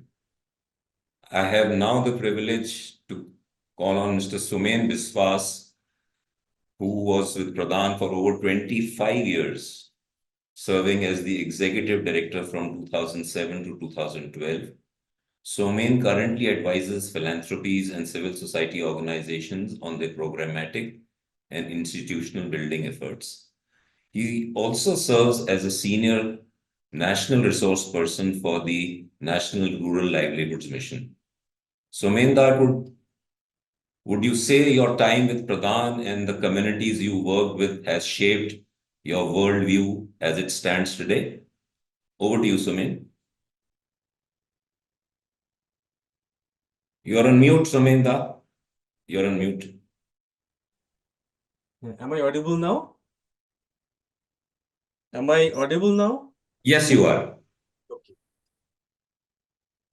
Respected Sri Vijayanand, respected Amarjit Sinha ji, Saroj, and my colleagues. In fact, my 25 years in Pradhan and 12 years of looking at Pradhan from outside tells me that Pradhan is a very strong organization by any standard. And there are several indicators for that. I would not like to go into that in this small period of time. So I just would like to first share about how I have seen Pradhan developing as a very strong organization. In fact, the first incident was the breakup of Pradhan in 1994 to 96. That is how Pradhan, the southern part of India got separated from Pradhan. And that brought in a lot of lessons to Pradhan about how Pradhan should develop itself. There were the issues of loosely held governance. There were issues of collective leadership. There were issues of distribution of power. There were issues of strengthening organizational structure. And as it happened with Pradhan, and in those days, I was also looking at what happened to some other organizations, and we found uncanny similarities between what happened to Pradhan when Pradhan was 12 years old and what happened to Ramakrishna Mission, and how some part of Ramakrishna Mission's activities also got separated when Ramakrishna Mission also was of a similar age. So it is a case of what happens, what can happen to an organization. And those after these 12 years, Pradhan really sat up and thought that something must be done. So that was one area. In fact, the same phenomenon when Professor Kenwin Smith from University of Pennsylvania, he came quite some years after, he explained it to Pradhan in a very different way of looking at organization from another perspective.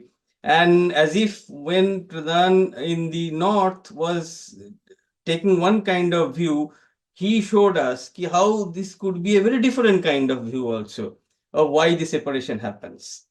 The second thing was the 2 years between 2004 and 2006 with Professor Rolf Linton and the guided travel to Vision 2015. That is how the experiment was called in those days. In fact, Rolf brought a very, very simple definition and differentiation between an organization and an institution. He said, look, organizations look at its own numbers, how many people they have worked with, how many income they have increased, and so on and so forth. Whereas institutions are basically to influence the norms of the society. So new norms should be set up, and that's where the role of the institutions are. So Pradhan as an organization has a mandate, Pradhan also has an institution has a mandate. Now, you see, that is an area people look at Pradhan to build other institutions. And that's what Dhruvi also said today. Pradhan has done it, but not the way Pradhan should be doing, because Pradhan has enormous know-how, expertise, experience on how an organization should be. And whether Pradhan liked it or not, Pradhan is an institution in terms of influencing the norms of the sector. The other thing, I have a very short time, so I will not take a lot of your time, but something that was a very impactful. In fact, I just had an experience only last year when I went for a recruitment for Pradhan in NIT Calicut. And, I must share this experience with Pradhan, and my appeal to Pradhan would be that Pradhan should do something about it. While the standard practice in Pradhan is to show the Pradhan movie and then asking people those interested after looking at the movie and the question answer to sit for the written examination. And we observed that one participant in NIT, a woman, young woman, who was somewhat emaciated physique, she was hesitant while writing the answers to the test questions. She would stop and then write and stop and then finally handed over the answer sheet 15 minutes before the close. She got 53, I think, and then he was not eligible for the next steps. We, however, called her later to know the reason. She said that all along while she was writing, she was in two minds after seeing the Pradhan movie. She was not sure she could perform the kind of jobs that the movie showed. She was a budding electronics engineer. She was born without any medical condition, but later developed one which reduced her bone strength. When we asked her if she would have any suggestions for Pradhan, she said Pradhan should encourage and train its professionals to look around for special conditions in children when they visited the villages. If detected early, many of the conditions can be treated much better.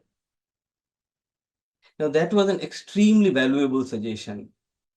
But the other important eye-opener for me was how oblivious we have been about people and issues that should be of concern to Pradhan.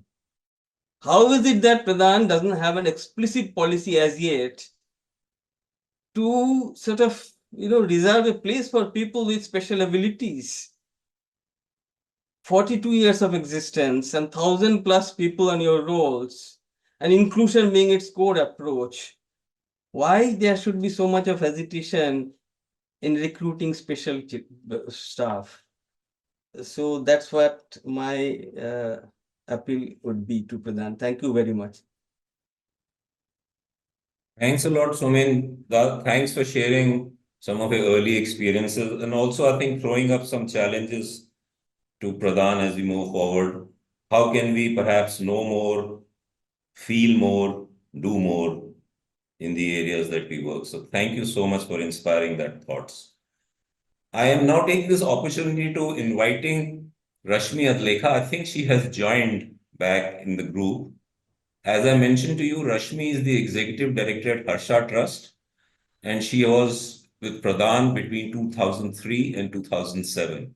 I have already shared other details about her, so I will hand it over to Rashmi to share her memories and experiences in Pradhan. Welcome, Rashmi.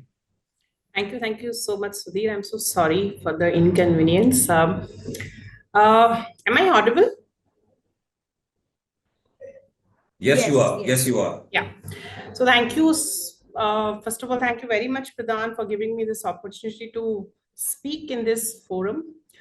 Happy Foundation Day to all of us. Indeed, it's a great day to cherish and celebrate. When I reflect back my journey, way back in 2003 in Dumka, joined as DA with yoga as my team leader, I feel Pradhan has many contributions in my life. I think the top one would be the value of empathy for the fellow human beings who are being socially and economically excluded. I think that value of empathy for those, I think that's the biggest contribution in my life. I think I've become a better person than what I was before joining Pradhan. The rigor and the nuances of grassroots work that I picked up during my association with Pradhan had certainly has deeply imprinted and guided my journey in this entire development sector in various roles, be it as a grassroots worker or as a consultant or in this challenging role of executive director at Harsha Trust.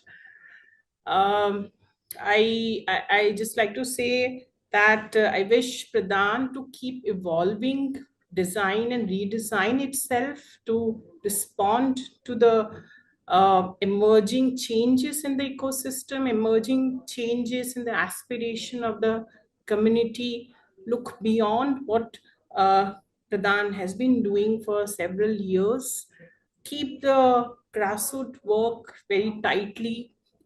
So that's my wish for Pradhan and suggestion for Pradhan. And just best of luck to Pradhan for many years, future years. Thank you so much. Thank you, Rashmi, and thank you for sharing your reflection on your journey with Pradhan, and glad to know that. Thank you so much. And I think with this and hearing enriching hearing and thoughts from our esteemed guest for today's event, we have reached to our valedictory session. And for that, I would like to invite Sharbani Bose. She has been associated with Pradhan for more than 21 years. She has a vast experience of working with government departments and other donor agencies, focusing mainly on livelihood and gender in tribal-dominated districts in India. At present, she leads the Center for Excellence on Gender. So with this, I hand over the mic to Sharbani. Over to you, Sharbani. So thank you very much, Shikha. So I don't know what could be a better way to celebrate the Foundation Day, listening to so many eminent people from the sector who have been a kind of inspiration for us. The encouragement, the inspiration, and also I think there are around more than 150 Pradhanites were attending today, and I'm very sure that these words would go a long way to encourage them and stick to the sector. And as Rashmi said, the empathy as a value, I think each of us uphold that, and that needs to be, that needs to be translated, that needs to be transferred to all the people who are working in the sector. Thank you so much. I also would like to express my gratitude on behalf of entire Pradhan, to all who actually could attend the program and also gave us an opportunity to reflect and understand what we are doing, what are the scope, what are the opportunities that we can work together. First of all, I would like to thank Mr. Shailesh Singh, Secretary, Ministry of Rural Development. I think, sir, the words were so encouraging, and I completely agree the contribution that Ministry of Rural Development did recently to alleviate poverty. And I also thank you for encouraging Pradhan and giving us an opportunity to work with the Ministry of Rural Development as national support organization and also as a technical support agency for Model CLF. These programs have gone a long way. And I completely agree that inclusion of rural India, it requires a long-term commitment if we really want to talk about rural development. I also appreciate Mr. Alkesh Wadhwani, Director for Poverty Alleviation, the India Country Office, BMGF. I think the 3 points that you mentioned are very important when we are talking about new technologies, digital, and of course, the support to the NRLM and SRLM to scale up the social capital. I think that has been a very important. And also, I was thinking that how Pradhan can actually, be a part of the programs in all the 3 areas that you mentioned. And definitely, I think another area that came up today very, very, very clearly that as Pradhan, how we extend our support to many, many other CSOs, partners, and build an ecosystem. Madhu, as always, I think she reiterated her own, I think the kind of investment she has been putting in on strengthening the social capital, which is kind of the cluster level federations now, and how these are important and how we need to think beyond financial inclusion, and we need to think that how these women collectives, these CLFs can play a bigger role in livelihoods, employment, scaling, and how we can create more opportunities for both primary as well as the secondary level of the livelihoods that we are saying, and incubation centers, employment. I think these are all very important for us to take forward when we are working with these institutions. It's always a pleasure to listen to Mr. Amarjit Sinha. So you have been an inspiration for us, and now your writings, your thoughts have always generated ideas with us, and it has encouraged us to reflect on the whole sector and think that what we could do and what we couldn't. So your focus on devolution of power and how it is related to human development. And, many a times we look at economic as at a very micro level, but connecting it to human development and devolution of power, they go hand in hand. So I think that has been very important, and all your 3 suggestions, I think definitely we would come back to you with strong strategies on all the 4 areas that you mentioned, education and skill. Madhu has been working on education and skill, and I think we have a team and we are working with some of the civil society partners on that, but definitely Pradhan has to take it to a larger scale. I understand evidence-based progress around PRI CBO. I think we have a center of excellence around the local governance now. We have a partnership with the Ministry of Panchayati Raj, and we look forward to do much more concrete work around that. Lakpati Didi is definitely, I think this is 17% is the current status, and I think there is a long, long way to go. And I think while we are talking about the Lakpati Didi, we would definitely think about the Reserve Bank Innovation Hub that you mentioned. I think we should understand more about it and definitely see what Pradhan can, how Pradhan can play an important role in that. Agriculture also, I think what you mentioned that it has to focus on, and I think it is an opportunity for the FPOs now, since it is a priority sector for RBI lending. So I think that will go a long way. Thank you, sir, for all these important suggestions, and we look forward to hear more from you. Thank you, Reshma, for so much appreciation. Literally, I was blushing when you were, appreciating. I think the whole thing about the whole partnership, the sense of agency that we are working with the women collectives, and we are talking about the collective agency of the women. And I think that is completely not a very new idea, but translating it to the ground has been a challenge. And I'm sure that Pradhan has been working on it, and we will definitely show some evidences in the ground. I also, I appreciate that the spirit and the capability that you said. Pradhan has valued the capability, has been a kind of core to Pradhan, but definitely we would reflect more on our partnership engagement, capacity building as a kind of a agenda for all our work, and how do we bring in more partners in it. I think that definitely Pradhan will focus on.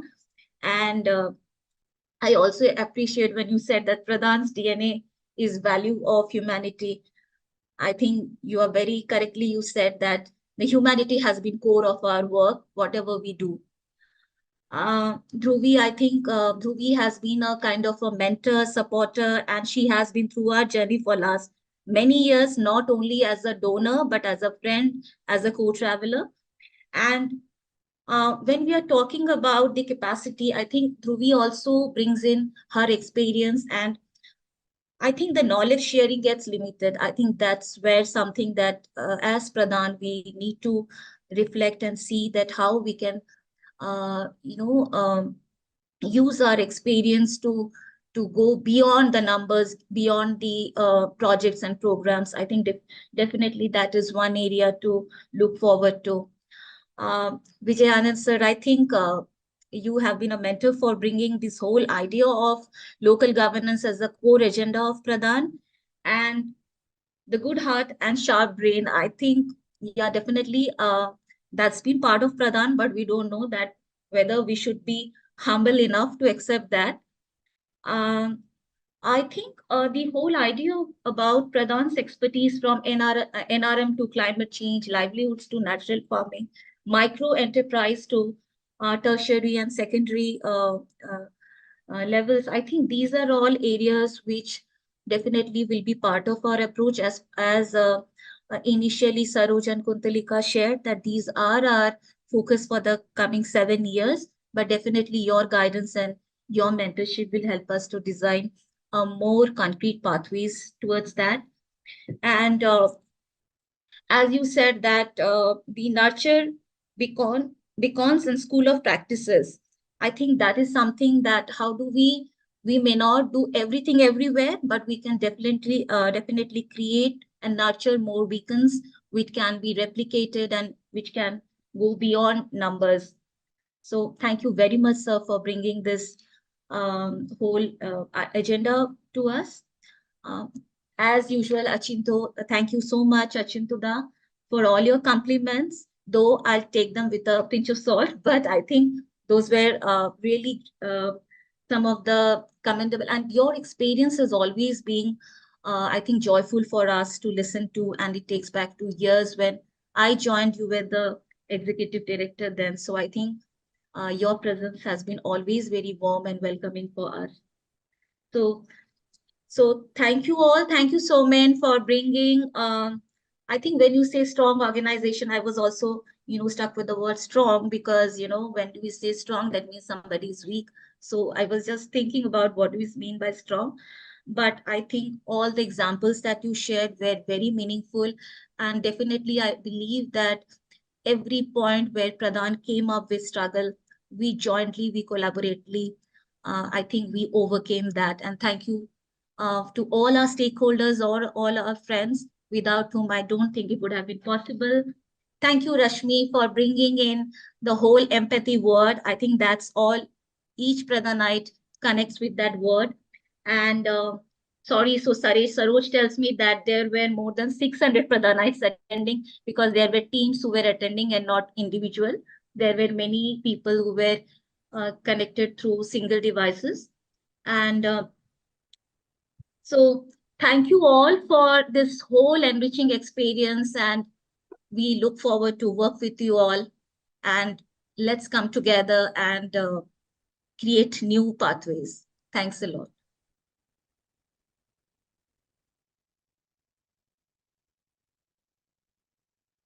Thanks, everybody. Thanks. Thank you. It was great. Thanks. Thank you. Thank you, everyone. Thank you so much. Thank you. Thank you, Pradhan team.